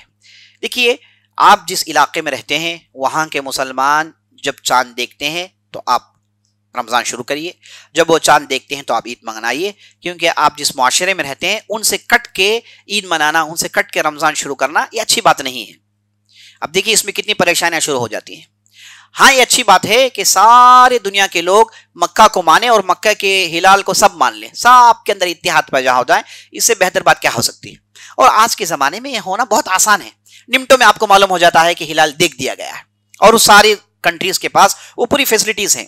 لیکن اب یہاں پر چونکہ ہندوستان، پاکستان، ان علاقوں میں کوئی کنگڈم یا پھر کوئی اسلامی بادشاہت یا پھر کوئی اسلامی اسٹیٹ نہیں ہے، یہاں پر ہم ایک سیکولر ملک میں رہتے ہیں، یہاں پر مسلمانوں کے لیے کوئی ہائر اتھارٹی نہیں ہے، اور ہر اسٹیٹ میں مختلف اتھارٹیز ہیں.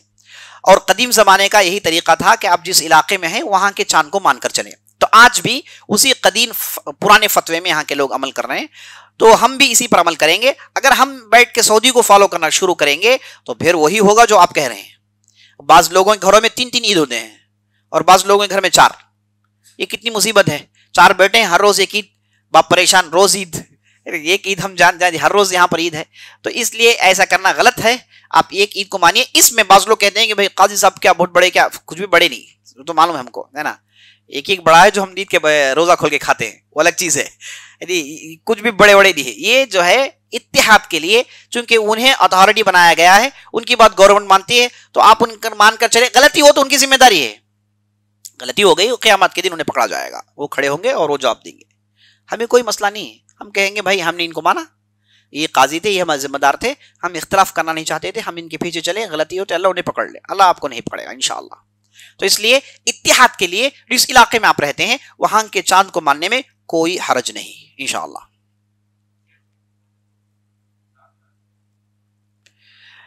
جو سوال یہ کر رہے ہیں کہ تاقرا کا اگر بدل جائے، میں نے آپ کو کل بتایا، دیکھیے ثواب دینے کا ٹینشن اللہ کا ہے، آپ کیوں لے رہے ہیں؟